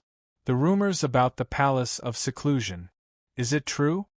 Ren Jianming's question was filled with hesitation. Yiqing Luo turned around as her long and narrow eyes curved into a smile which didn't look like a smile. "Do you believe it?" Ren Jianming didn't know how to reply for a moment. He remained silent for a moment before he opened his mouth. "I always feel that. As long as it's you, no matter what is impossible, I feel that. There will be a miracle." End of this chapter. Chapter 44-74. Yiqing Luo's lips curled slightly. Her long and narrow eyes rippled with a faint glow. "It's true." 3 words were clearly spat out from her lips. Ren Jianming was stunned. It was until the young lady continued to walk forward when he regained his senses. Aren't you afraid that I have ulterior motives towards you?" Yiqing Luo's footsteps didn't stop this time. She continued to walk forward. But her voice was clearly transmitted into his ears. "Although you're not very reliable, but I don't believe you." Believe? Ren Jianming's heart felt as though something had exploded. He stared blankly at Yiqing Luo's departing figure. Agitation and indescribable emotions filled his heart. After leaving Ren Jianming's courtyard, Yiqing Luo then asked Gu Yun to bring her to the Gu residence's warehouse, since she wanted to save someone. Then she had to go take a look at what medicinal herbs were in the Gu residence's warehouse. When Gu Yun brought them to the warehouse, Gu Yun's eyes widened. Outside the warehouse, there was actually an orderly team of guards guarding. Gu Yun went up and said something to that team of guards. Then she returned to Yiqing Luo's side. "Eldest miss, after entering the warehouse, I need you to show them the Bone Lord's token." Yiqing Luo took out the token and threw it to that team of guards. The solemn and serious guards instantly went crazy. This was the token which represented the master of the Gu residence. Even if he didn't treat it as a treasure, shouldn't he treat it with respect? How could he throw it away just like that? He caught the token in a flurry. The guard leader couldn't help but checked the token carefully before he believed that the token was real.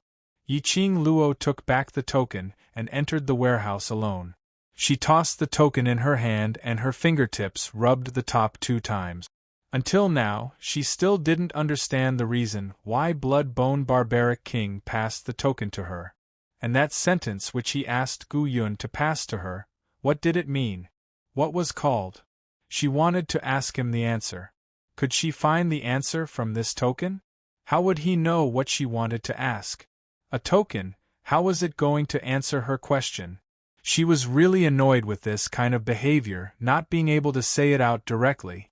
Yiqing Luo stuffed the token into the profound phoenix ring and inserted it into the warehouse. The warehouse of the Gu residence was indeed a place that required a group of guards to guard. Even though she was used to seeing rare treasures, she still couldn't help but click her tongue. There were countless rare treasures. As if they were free, they filled up the entire space. Yiqing Luo's goal was to head directly towards the medicinal ingredients section. When she saw those medicinal herbs, Yiqing Luo had the impulse to ransack this place clean. She saw many rare medicinal herbs that she had never seen before in the 100 refining pills. Just like those medicinal herbs that only appeared once every 1,000 years, there was a huge pile of them. What a nouveau riche! Yiqing Luo resisted the urge to stretch out her hand and slowly looked over. The more he looked, the more his blood boiled. They couldn't wait to compare all the medicinal herbs they knew with these medicinal herbs and study them. If only Master Ghost Doctor was here. He could probably stay here for a few years before he was willing to leave the warehouse. He was watching along the way.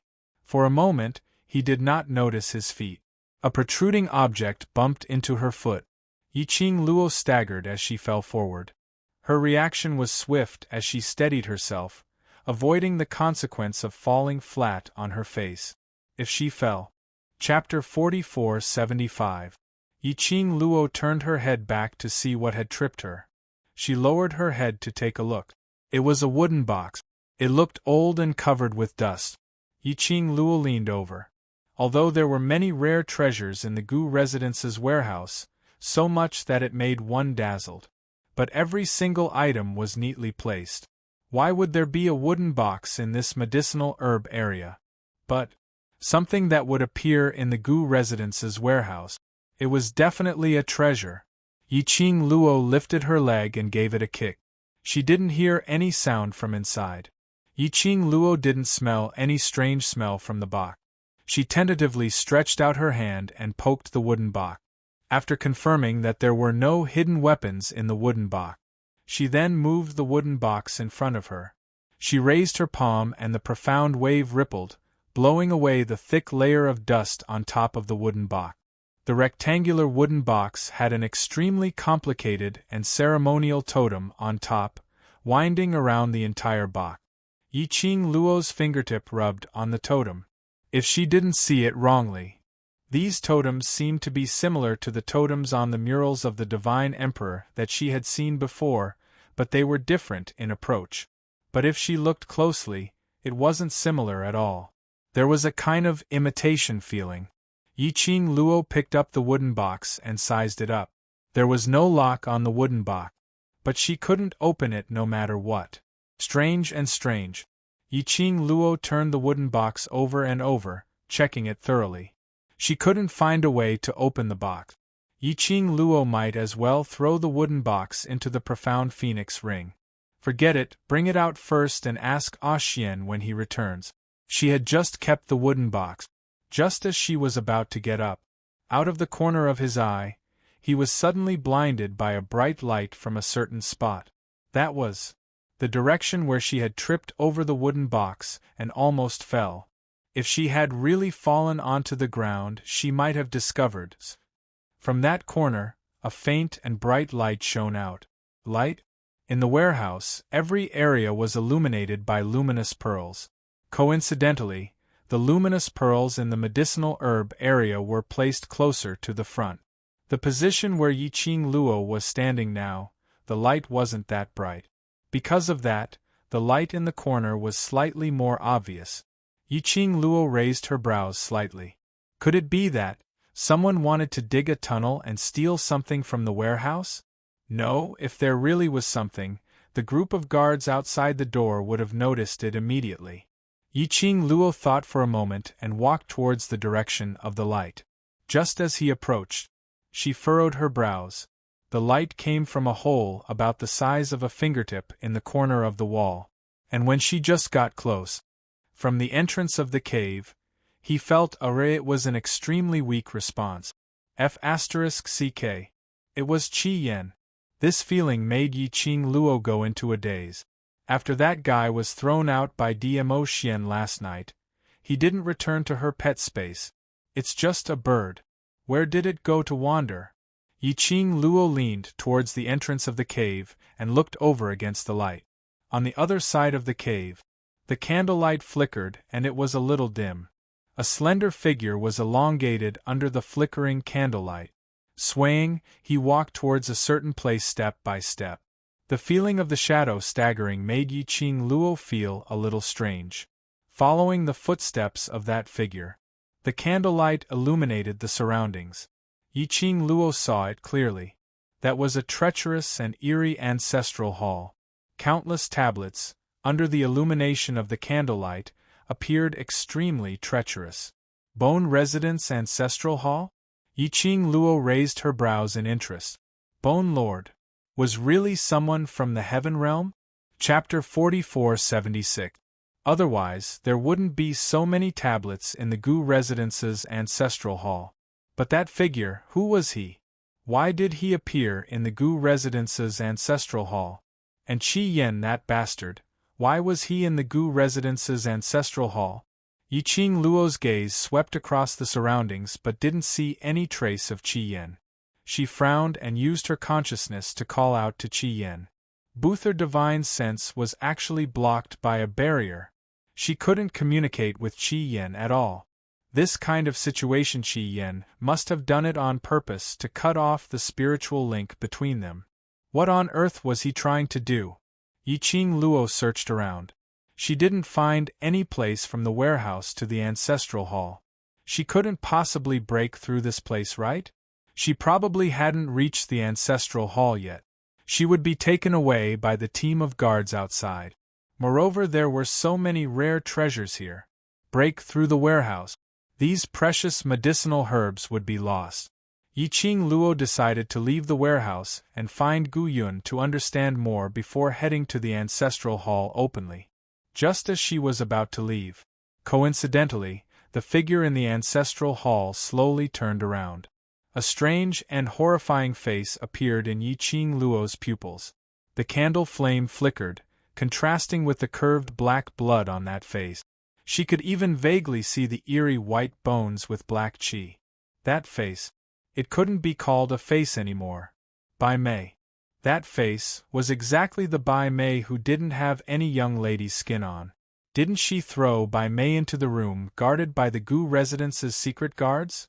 She even specially placed the jade pendant which had Bai Su's consciousness in the room, so that the two sisters could have a good talk. How did Bai Mei appear here? Yiqing Luo's heart suddenly thumped.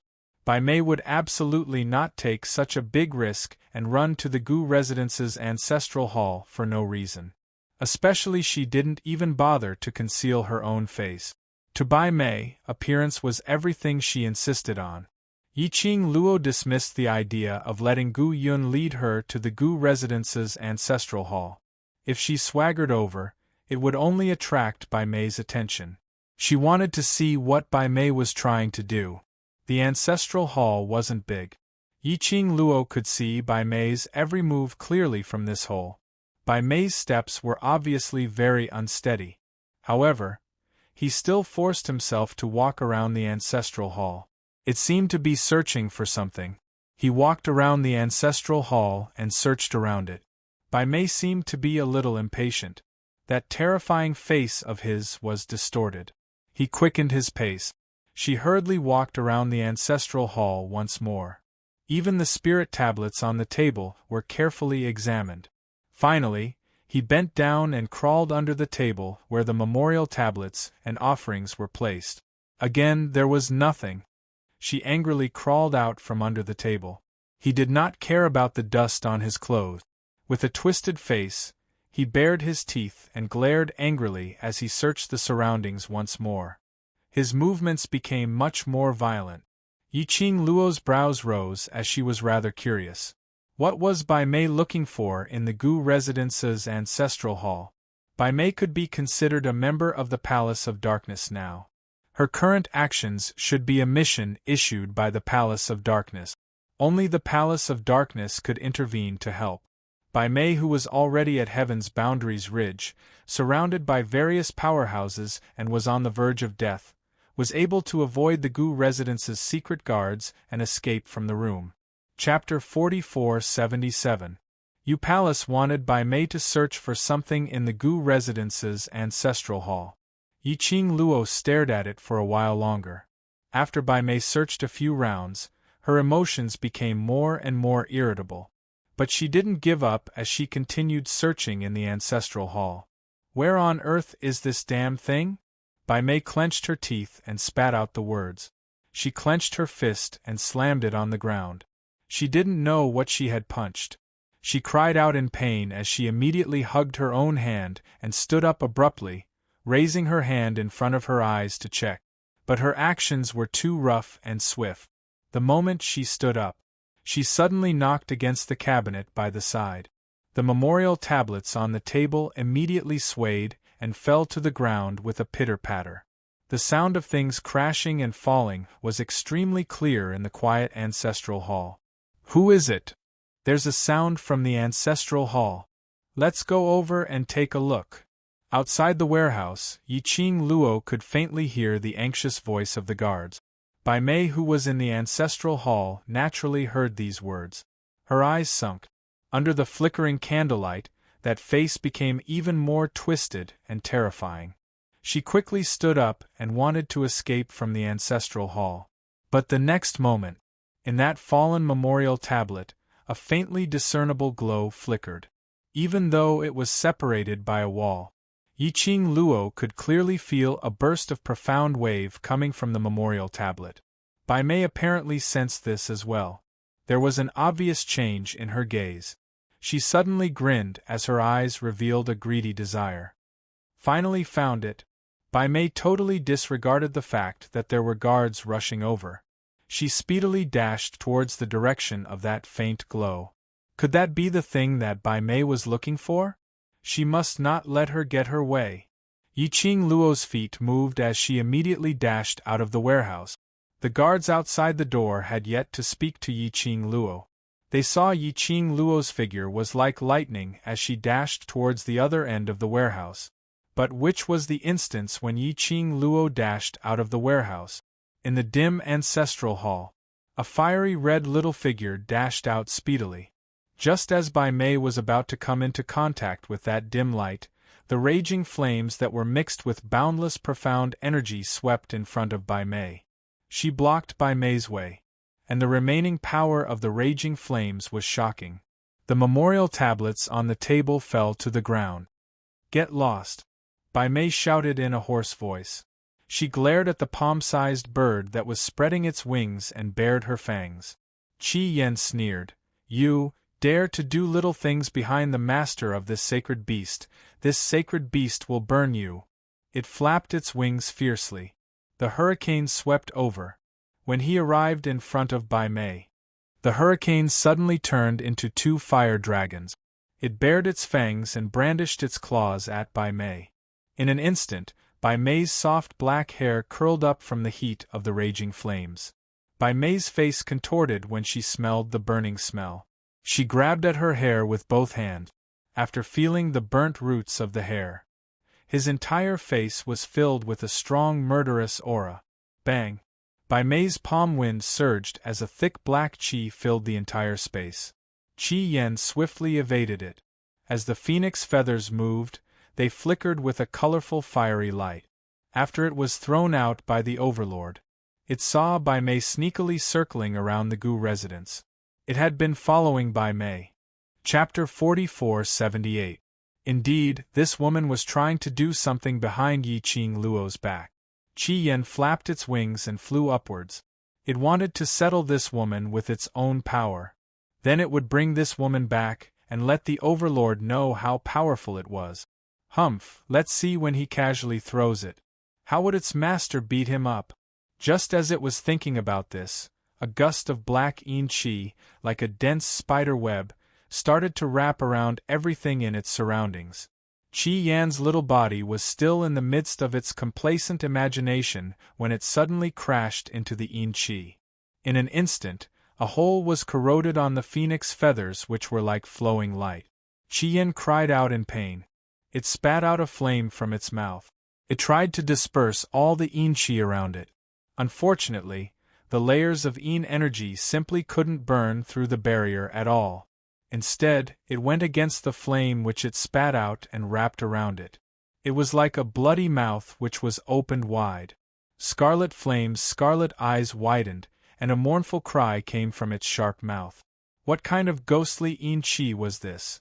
It was actually so strange. Its flame actually had no way to disperse or purify this ball of yin qi. One must know that its flame was able to cleanse any darkness in the world. But the yin qi which was released from Bai Mei's body was totally useless. How was this possible? Bai Mei's body was absolutely filled with yin qi, absolutely filled with the darkness of this world. Why did its flame have no effect on Bai Mei? Stinky bird, just based on you and you want to stop me? Bai Mei's horrifying face twisted as she sneered. Her 5 fingers turned into a sharp blade which was wrapped by the yin qi, sharp and filled with a chilling murderous aura. Directly grabbing towards Qi Yan. Qi Yan was entangled by the layers of yin qi and couldn't move at all. It endured the pain of its wings being corroded by the yin qi and flapped its wings with all its might. Qi Yan was in so much pain that its phoenix feathers stood erect. Seeing the sharp yin qi coming straight at him, he felt a chill run down his spine. Qi Yen was so anxious that its phoenix feathers fluttered violently as it floated to the ground. It was one of the 4 holy beasts, the holy beast vermilion bird, yet it was about to die at the hands of a lowly human. It shouldn't have tried to be brave. He shouldn't have acted on his own before his strength had returned to its peak. Master, hurry up and save your bird.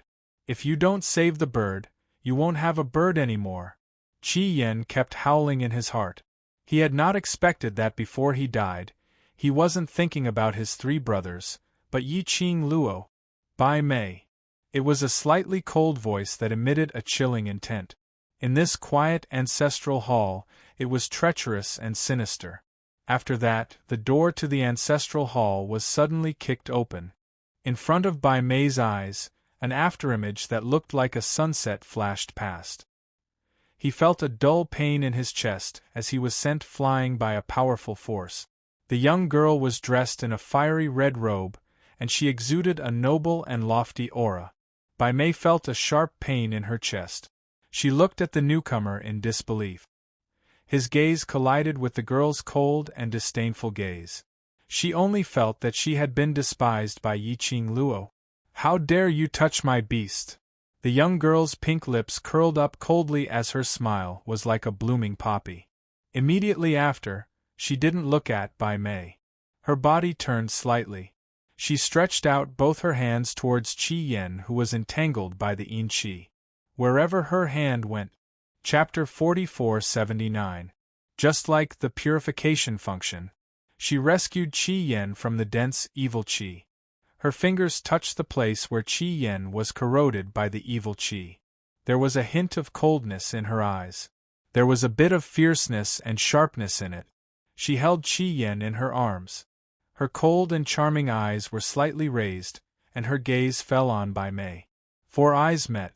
Her pink lips curled up slightly, her tone was cold, but there was an invisible noble elegance. "Bai Mei, since you want to die, then, I will fulfill your wish." Her tone, and the expression between her eyebrows were completely like. Looking down at Bai Mei. This kind of cognition made Bai Mei's heart give birth to a deep sense of shame and annoyance. Especially looking at Yi Qing Luo's high and mighty attitude, completely stepping on her expression. She couldn't wait to tear Yi Qing Luo into pieces. Yi Qing Luo lowered her eyes and looked at the curled-up ball in her arms, completely without the arrogant look in the past. The coldness in her eyes was even worse. Cold to the bone, even the aura around her was cold to the extreme. Under this gloomy ancestral hall, as if there was a gust of cold wind blowing. But Qi Yen in her arms seemed to not feel this bone-chilling coldness at all, like finally hiding in a safe place that could make it feel at ease. The whole beast was relaxed. "Bai Mei, for the sake of my sister, I have let you off too many times." Yi Qing Luo caressed Qi Yan's phoenix feathers. Her fingertips were still stained with a few strands of fluff that fell from Qi Yan's body. Bai Mei's eyes seemed to be stained with poison. "Don't be so hypocritical, after all, you are just deliberately forcing yourself in front of the Overlord, pretending to be good and kind." Bai Mei didn't appreciate it at all. In her heart, Yi Qing Luo was completely because Dmo Xian couldn't bear to let her die, so it was not easy to kill her. Yi Qing Luo gave a sound and laughed in a low voice. In the laughter, it was treacherous and frightening. "I didn't expect that in your eyes I am a beautiful and kind woman. I am so embarrassed." As she spoke, her fingertips purified all the yin qi on Qi Yan's body. Then, she put Qi Yan back into the pet space. After doing this, Yi Qing Luo then swung her hand and curled her thin lips frivolously. "Now tell me, how do you want to die? Do you really think that you can kill me?" Bai Mei clenched her fists tightly. Her terrifying face was contorted with wrinkles. The blackened flesh and blood were squeezed together in layers. It looked very disgusting. Yi Qing Luo's eyes revealed a look of disgust as she shot a glance towards the tightly shut main door of the ancestral hall. "Don't worry, before we die, this door will not be opened and those guards will not come in to disturb us. We can slowly play." The disgust in the young girl's eyes deeply pierced Bai Mei's heart. How could she not tell that Yi Qing Luo was disgusted with her face? If it wasn't for Yi Qing Luo, if it wasn't for that bitch, how could her face become like this? That slut actually dared to dislike her? She also wanted to let that slut have a taste of being disfigured. Bai Mei's body and mind were already twisted as the gaze she shot at Yi Qing Luo was filled with intense hatred. If the door of the ancestral hall was not opened, then so be it. Yi Qing Luo thought that she wanted to escape from the main entrance? Did she really think that she was an idiot? Leave from the main entrance. The minute she left, wouldn't she be caught by the Gu residence's secret guards? Ha, idiot!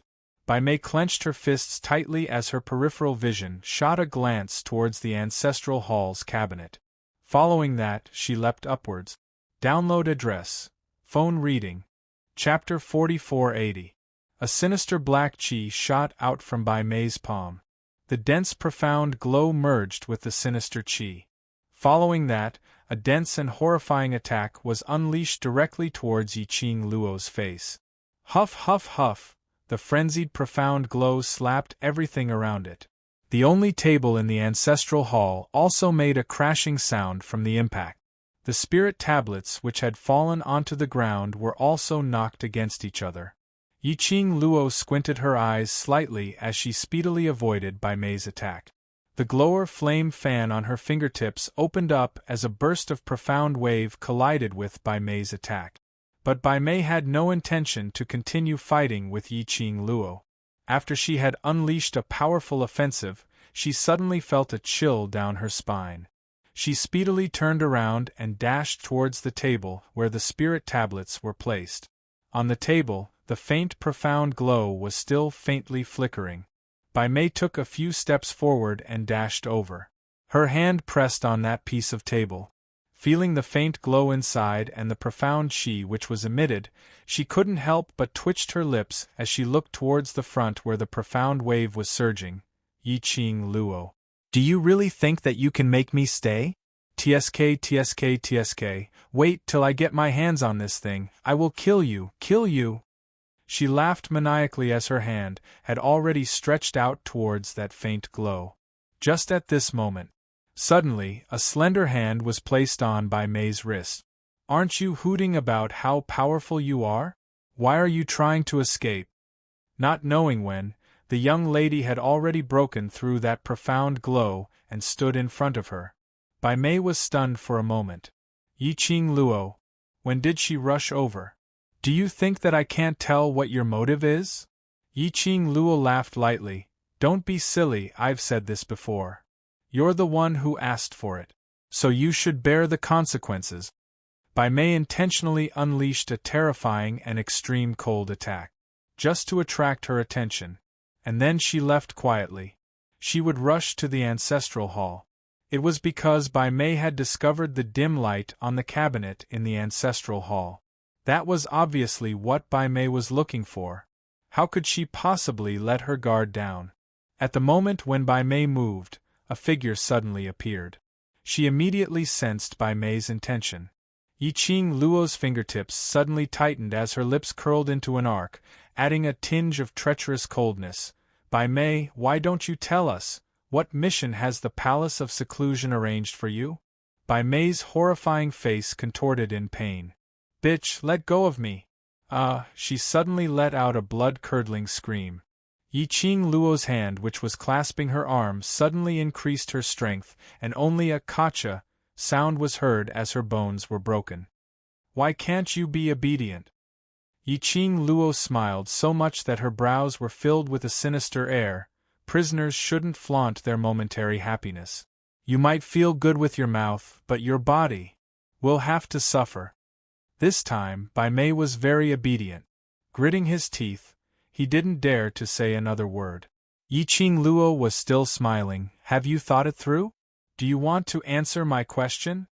She paused as her vision shot towards Bai Mei's face. After all, this face of yours is rather scary. I'm afraid that I will have nightmares at night if I grab onto you like that. Bai Mei's vicious and venomous gaze suddenly stared at Yi Qing Luo. But, at the next moment, she seemed to have thought of something, An indistinct cold glint flashed past her venomous eyes. Not waiting for Yiqing Luo to react, Bai Mei suddenly straightened her body as she pounced towards Yiqing Luo. That blackened flesh face was reflected in Yiqing Luo's pupils at a close distance. Hurry up and read the latest updates. Download address. Cell phone reading. Chapter 4481. This action made Yiqing Luo stunned for a moment. No matter who it was, at the sight of such an ugly face, sticking to his own, all of them would be shocked, right? It was Yiqing Luo's days that gave Bai Mei a chance. She speedily broke free from Yiqing Luo's restraint. Her hand swiftly pressed down on the faint light. Yiqing Luo wanted to stop her, but it was too late. When Bai Mei's hand pressed on the faint light, that faint light which was so weak that it could not be seen suddenly burst forth with a dazzling light. The entire ancestral hall was lit up by this ray of faint light. Bai Mei grinned as she laughed maniacally at Yiqing Luo. "Don't you dare to stop me! Yiqing Luo, wait for me to return, it will be your death date." The lady's maniacal laughter was filled with complacency. As though she was ridiculing Yiqing Luo, as though she had no way to deal with her. That dazzling light made Yiqing Luo unable to get near. Her intuition told her that an ominous premonition was surging in her heart towards this dazzling light. Her brows creased tightly as she stared at Bai Mei without blinking. As expected, the next moment, Bai Mei's maniacal laughter suddenly stopped. Immediately after, she let out a miserable shriek. His face, which was covered in blood and flesh, was extremely obvious under the resplendent light. It was twisting continuously. The flesh was wriggling. It was sinister and terrifying, as though it was suffering from extreme pain. She looked at Yiqing Luo pleadingly. "Save me! Save me!" Yiqing Luo didn't move. Bai Mei struggled even more frantically as she tried to remove her hand from the cabinet. But the resplendent faint light was like a huge suction cup, firmly sucking her in. It was like a wide open bloody mouth, as though it was going to swallow her whole. Apparently, Bai Mei had also realized this, that strong suction force and the intense pain from the light penetrating her body. Something was obviously wrong. This was totally different from what the palace lord had said. He had obviously said that as long as she found the secret hidden in the Gu residence's ancestral hall, she would be able to find out the Bone Lord's secret through that secret, secluded palace, would give her an even stronger power, powerful enough to let her humiliate Yiqing Luo. Why did this strange profound light in the ancestral hall of the Bone Estate have a feeling that it wanted to treat her as a sacrifice? Bai Mei was terrified and uneasy. His body continued to struggle and tremble. "Yiqing Luo, save me! If the sovereign knows that you watched me die, he won't forgive you, he won't forgive you!" Bai Mei screamed at Yiqing Luo in a heart-wrenching manner. As long as Yiqing Luo lent a hand, she pushed Yiqing Luo into this dim light.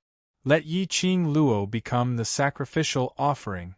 But, no matter how she howled at the top of her lungs, pulling at Dmo Xian and Baisu, even so, the girl's expression didn't change in the slightest. Yiqing Luo stood quietly by the side with her arms crossed over her chest. Her beautiful face was calm and indifferent. The corner of her lips curled up, and the sarcasm in her eyes was obvious. Dim light filled the entire ancestral hall. "Ah!" Bai Mei let out a blood-curdling scream. A dazzling light suddenly flashed. Yiqing Luo only saw an extremely faint shadow in the light, slowly disappearing. Yiqing Luo raised her brows. "Bai Mei!" Suddenly, a painful cry was heard from outside the ancestral hall. The main door of the ancestral hall was opened. An illusory shadow swiftly floated in. The dim light that filled the sky and the gradually disappearing shadow were reflected in the eyes of the shadow. Chapter 4482. Bai Mei. That figure floated in midair as it trembled slightly. Immediately after, it flew towards the dim light. Yiqing Luo swung her glower flame fan in time and drew out a profound wave, blocking her path. And it was in this instant The figure in the resplendent dim light was completely swallowed and disappeared. Bam! A deafening explosion was heard from outside the ancestral hall. The majestic profound wave was unscrupulously colliding in the air. Who is it? Dare to barge into the Gu residence? Looking for death. Men, stop her. Outside the ancestral hall, a commotion was heard. Yiqing Luo could obviously feel the thick profound yin qi filling the entire space. It was the people from the Palace of Darkness. They actually dared to barge into the Gu residence at this juncture? Weren't they afraid that the various powerhouses surrounding the Gu residence would shift their target to the Palace of Darkness? Yiqing Luo looked at Bai Su, who was sprawled on the ground as her figure was faintly discernible, as though she was about to be blown away by the wind. She frowned. Bai Mei is already dead. No matter how sad you are, it's no use. If you want to keep your soul, then go somewhere else to be sad. Bai Su tilted her head slightly. The gaze which she shot towards Yiqing Luo was filled with a sliver of disapproving coldness. But it was only for a moment, and it was replaced by pain. That smear of coldness, Yiqing Luo took it all in. But she didn't have too many emotions towards this. She only calmly stated the truth. I just don't want Ah Xian to be sad, so I reminded you. Whether you want to go somewhere else to be sad is your own business. After Yiqing Luo finished her words, she didn't bother about Yiqing Luo anymore. Instead she turned around and looked at the entrance of the ancestral hall. Outside the door, there were about 20 black-robed Palace of Darkness disciples, fighting with the Gu residence's guards. A tall figure speedily rushed in. That person's eyes under the black robe looked deeply at Yiqing Luo. But he didn't have any interaction with her, as he walked directly towards the direction of the table. Yiqing Luo's feet moved, and in a flash, she stood in front of that person as she stretched out her hand to stop him. Palace Lord of Secluded Darkness Palace. You should understand the logic of first come first served, right? Don't get involved in the matters of the Bone Palace. The Palace Master of Netherworld Palace stopped in her tracks. Her voice, which had been changed by profound energy, was exceptionally hoarse. Yiqing Luo's brows rose. What a pity! I'm after all the eldest young miss of the Gu residence, and I'm already deeply involved in it. Listen to me. This has nothing to do with you. I don't want to hurt you. The Palace Master's tone was a bit depressed. Yiqing Luo's lips curled upwards. What are the people behind the Secluded Darkness Palace searching for in the Gu residence? If I'm satisfied with your answer, I might consider giving way. The Palace Master of the Netherworld Palace fell silent. Under the black robe, the pair of dark eyes faintly flashed a trace of coldness. Yiqing Luo acutely sensed the change in the other party's emotions. He raised his eyebrows curiously. I haven't seen him for a while. It seemed like something had changed in him. Don't force me. The Palace Master of Netherworld Palace's tone had also sunk. It looked like the person behind the scenes in the Secluded Darkness Palace had sensed him and had repeatedly sent the message to her. Or perhaps he had helped her several times, which infuriated the person behind the scenes. This was also good. They were originally not on the same line. If she owed too many favors, by then when she stood on the battlefield, she would be too embarrassed to go all out. The smile on Yiqing Luo's lips curled into a gorgeous arc. She took a step to the side as she opened up a path. Following that, she tilted her head as she smiled and said, "All right, on account that you've helped me before, I shall not stop you." Chapter 4483. The Palace Master of the Netherworld Palace looked at her suspiciously for a while, as though he was suspecting what tricks she was up to. What secrets does the Gu residence have? I don't even know about it. This is all your palace's doing. Yiqing Luo spread out her hands. I who know nothing, what tricks can I play? The palace lord remained silent for a moment as he walked towards the table. After 2 steps, he turned back to look at Yiqing Luo. Seeing Yiqing Luo's arms crossed, smiling at him, he indeed had no intention to stop her. The brows under the black robe frowned slightly. He didn't hesitate any further as he turned and walked towards the table. The dazzling glow was still flickering. Each and every one of the spirit tablets, under that glow, seemed to be plated with a layer of yin qi. When he walked over, that dazzling glow didn't engulf him like how it engulfed Bai Mei. It looked like Bai Mei was really a sacrificial offering that the palace lord pushed out. After offering the sacrificial offering, the hidden secret door under the Gu residence's ancestral hall was opened. When the palace lord walked to the place where the glow was, he suddenly stopped as he looked sideways at Yiqing Luo. He stared at Yiqing Luo for a long time. Following that, he spoke in a gloomy voice, "Yiqing Luo, I really don't wish to hurt you, so don't get involved in any matters of the Gu residence." Saying that, his palm pressed on the place where the glow was. Following that, his figure suddenly disappeared before Yiqing Luo's eyes. Yiqing Luo's brows rose. Something that the palace lord needed. Of course she was interested. Only allowed the palace lord to be wary of her things time and time again. Couldn't she snatch the palace lord's things instead? Yiqing Luo started walking towards the place where the glow was. "Yiqing Luo!" Bai Su's ethereal voice was heard from behind. Yiqing Luo stopped and looked at Bai Su. Bai Su slowly straightened up. That beautiful face was haggard and in pain. "She really? Right." Yiqing Luo replied without hesitation, "She's dead, dead in front of us." It wasn't because she was cruel. But because of this, Bai Su had to accept the reality. Actually, it was good that Bai Mei died like this. At least, she deserved it. There was no one to blame. She did not feel sorry for Bai Su. There was no need to make things difficult for DMO Xian just because of the relationship between Bai Su and DMO Xian. "You can save her." Bai Su's voice was hoarse and low. It was so fleeting that if Yiqing Luo didn't listen carefully, she might not be able to hear this sentence. It could be seen that Bai Su was at a loss when she said that. Yiqing Luo pursed her pink lips as the expression on her face turned solemn. "Yes, I can save her, but why should I save her?" Bai Su didn't know how to answer Yiqing Luo's question. Yiqing Luo continued, "You know very well that I wish for her to die. Because of Ah Xian, I will not kill her, but I will not save her either." Although he knew that Yiqing Luo's words were reasonable. However, Bai Su's body still trembled uncontrollably.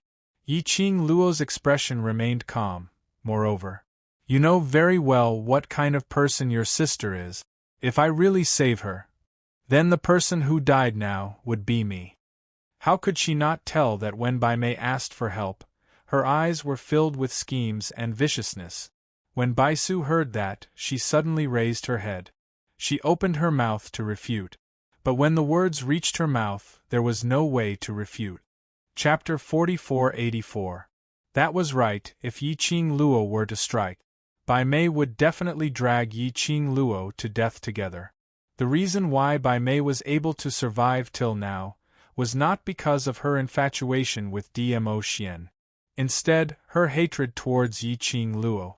But, even if he knew this, he watched as Bai Mei disappeared from his sight. Bai Su still could not calm down. If it wasn't Yiqing Luo's fault, she really wasn't able to be so carefree. "I don't care what you think." Yiqing Luo's expression was very indifferent, without much emotion. "If you feel that hating me can erase the guilt in your heart, then go ahead and hate me." After that, Yiqing Luo didn't care about Bai Su's expression and walked straight towards the dim light. Bai Su's soul sense shook a few times, and she wanted to catch up. But in the end, he still stopped where he was. He watched as the girl's figure disappeared in the dim light. She squeezed her eyes shut. His heart was beating wildly, unable to find a place to settle down. Her mind was in a mess. It was like a tangled mess. He was unable to sort out his thoughts. Yiqing Luo's words were like a curse, as it kept replaying in his mind. She was unable to refute any of Yiqing Luo's words. While he was in a trance, Bai Su did not notice that a wisp of black aura was slowly approaching her. In an instant, it fused with her soul consciousness. Baisu only felt that the suffocation in her heart was even more intense. It was as if something was oppressing her emotions. Baisu. Suddenly, a voice rang out from behind her. A man's magnificent figure appeared in front of her. Only then did Baisu come to her senses. She raised her head in a daze and met the man's obsidian eyes. She couldn't help but shiver. Di Zun, where's little Luor? Dmo Xian's brows creased tightly as he surveyed the surroundings. In the air, there was the scent of Lil Luo air. There was also the residual power of her Xian wave. Baisu was about to say something. Suddenly, a voice rang out in his mind. She's dead. She died in front of us. Yes, I can save her, but why should I? You know very well that I want her dead. You know very well that I want her dead. You know very well that I want her dead. The girl's extremely cold voice made Baisu's soul sense tremble uncontrollably. Dmo Xian furrowed his brows and handed over the jade pendant he used to nurture his spirit consciousness. Baisu, what's wrong? I'm fine. Baisu snapped out of her trance and took the jade pendant. Following that, his eyelids drooped slightly as his voice drifted and couldn't be heard clearly. I rushed over to chase after Bai Mei. I didn't see Yiqing Luo. Dmo Xian's expression congealed as he scanned the surroundings suspiciously. He seemed to be confirming something, until his eyes were about to look in the direction of the table. Baisu suddenly said anxiously, "Ah yes, just now I saw the palace master of the Palace of Darkness. He was outside and I followed him to this ancestral hall, but when I arrived, he was gone." Palace master of the Netherworld Palace? Dmo Xian's brows creased even more tightly. Everyone could see that. That palace master on the surface had feelings for Yiqing Luo. Let's look around. You've set up an enchantment here, so they must still be in the Gu residence. Baisu suggested. Dmo Xian took a look at Baisu. In the end, he followed Baisu out of the ancestral hall. I'm still writing. Don't mess with my babies, let's read it tomorrow morning. Moi. End of this chapter. Chapter 4485. After leaving, Dmo Xian couldn't help but turn his head back and swept a glance at the ancestral hall. He somehow felt that there was Lil Luo Er's presence here. Could it be an illusion? But when he turned back, Dmo Xian didn't discover it. When he walked out of the ancestral hall, his spirit consciousness lowered its head slightly. A wisp of extremely faint black energy was slowly dispersing in his eyes. On the other side, under the flickering light, Yiqing Luo closed her eyes from the piercing. When she opened her eyes again, she was no longer in the ancestral hall. The bustling noises beside her made her dig her ears uncontrollably. What entered her eyes was an extremely bustling street. The surroundings were filled with hawkers and commoners. People came and went, flourishing and prosperous. What place was this? Yiqing Luo blinked her eyes as she looked around in a daze. Why? Did she feel that this place was a little familiar? It seemed like she had seen it somewhere before. But it seemed different. Coincidentally, a commoner walked past her. Yiqing Luo pulled him back. May I know where this place is? That person looked at Yiqing Luo strangely, but when his gaze met Yiqing Luo's devastatingly beautiful face, his face flushed red. Miss. This is the West Continent's Three Springs City. Yiqing Luo. Miss, are you an outsider? I am from Three Springs City. If Miss wants to know what is happening in Three Springs City, I can help you. That person looked at Yiqing Luo in a daze. Yiqing Luo swallowed a mouthful of saliva as she stared at that person and said word by word, "Say it again, where is this place?" West Continent, Three Springs City. That person was shocked by Yiqing Luo as he replied in a taut voice. This time, Yiqing Luo was completely dumbfounded. No wonder she felt that this place was familiar. Wasn't this the West Continent's Three Springs City? But this place was very different from the Three Springs City in her memory. Many of the houses and buildings were different from the geographical location in her memory. Could it be that it changed after she left Three Spring City? That's not right. If this was really Three Spring City, how was it possible that no one recognized her? No matter what, she had caused quite a lot of trouble in Three Spring City. How strange. The thing that the Palace of Gloomy Darkness had spent so much effort to find in the Ancestral Hall was a teleportation formation? A teleportation array that could send people back to the West Continent? Did Gloomy Palace have to go through so much trouble just for a teleportation formation? No, that's not right. Why would the teleportation formation of the Shilon continent be in the Ancestral Hall of the Gu residence? Things were definitely not that simple. Yiqing Luo felt that her brain wasn't enough as she pulled that person and asked, "Where is the location of Three Springs Sect now?" Since he was back in Three Springs City, he would go home to take a look. It had been a long time since she last saw Yi Fengyu and the others. Hearing Yiqing Luo's question, that person was stunned. What Three Springs Sect? In Three Springs City. There's no place called Three Springs Sect. No? When Yiqing Luo heard that, she was instantly stunned. She thanked that person and pulled a few more people over to ask the same question. None of them had any impression of the Three Springs Sect. Yiqing Luo realized that something was amiss. She hurriedly walked in the direction of the Three Springs Sect according to her memories. However, when he reached his destination, in front of him was not the Three Springs Sect's mansion as he remembered, but a barren mountain. The surroundings weren't the bustling streets in her memories, but an endless barren land. Chapter 4486. This time, Yiqing Luo was completely dumbfounded. Everything in front of her was both familiar and strange. What on earth was this situation? Just at this moment, Yiqing Luo acutely heard some sound, and it was rapidly approaching this side. In the air, there was a piercingly cold chill. Yiqing Luo subconsciously moved her body and hid herself in the lush trees. Very quickly, she saw two figures, as swift as lightning, flying over. One person, dressed in a blazing red robe, stepped lightly on a branch, facing the wind.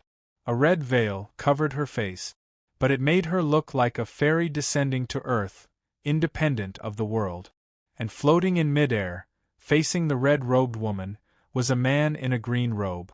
That man had a handsome face, but between his brows there was a sinister air. Feng Gu. You really want to be with him? The woman's brows were exquisite, a pair of bewitching fox-like eyes, slightly raised, revealing some sweetness. Yes. Agu, I love him. The man's body trembled slightly as his tone became tense. Love him? Do you know who he is? He doesn't love you at all. Agu. The woman seemed to be annoyed as her tone became more forceful. I am willing to share this matter with you, that is because I treat you as my friend. If you are unable to accept the feelings between him and me, then, in future, we will not meet again. Feng Gu, for a man who you have known for less than 3 months, you are going to give up our thousands of years of feelings? The man suddenly laughed lowly, his handsome face was filled with pain. The woman realized that her words had hurt the man and wanted to open her mouth to explain, but when the words came to her mouth, she didn't know how to explain. In the end, she could only sigh. Agu, I only hope to be able to get your blessing. It is impossible for me to bless you with other men. The man suddenly raised his head as his eyes stared fixedly at the woman. I don't believe that you don't know my feelings for you. The woman's eyes seeped out a trace of helplessness and guilt. She sighed softly, raised her hand and placed it on her belly. Agu, I've always regarded you as my best friend. I've told you long ago that it's impossible between us.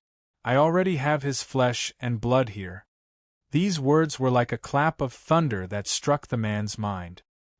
His eyes stared at the woman's stomach in disbelief. He was unable to regain his senses for a long time. The woman lowered her eyes and looked at her stomach. Her eyes were filled with sweetness and gentleness. Agu, I want to get married before our child is born. The man was dumbstruck and did not reply. The woman continued, "The wedding will be held in 3 Spring City because he said that's where we met. Does he know who you are?" It took the man a while to find his voice. At the mention of this, the woman's mood became slightly downcast. She slowly shook her head and said, "He doesn't know, so this also proves that he isn't with me because of my identity. I will find a time to tell him about this." Heh! The man slowly closed his eyes, his body landing on the ground. He turned around, his handsome face filled with pain and forbearance. "You are really cruel, from cruelly rejecting me, to cruelly using such a method to force me to give up on you, ah goo." The woman sighed. "Matters of the heart can't be forced. From a long time ago, I told you, I like you, but this has nothing to do with love." This book came from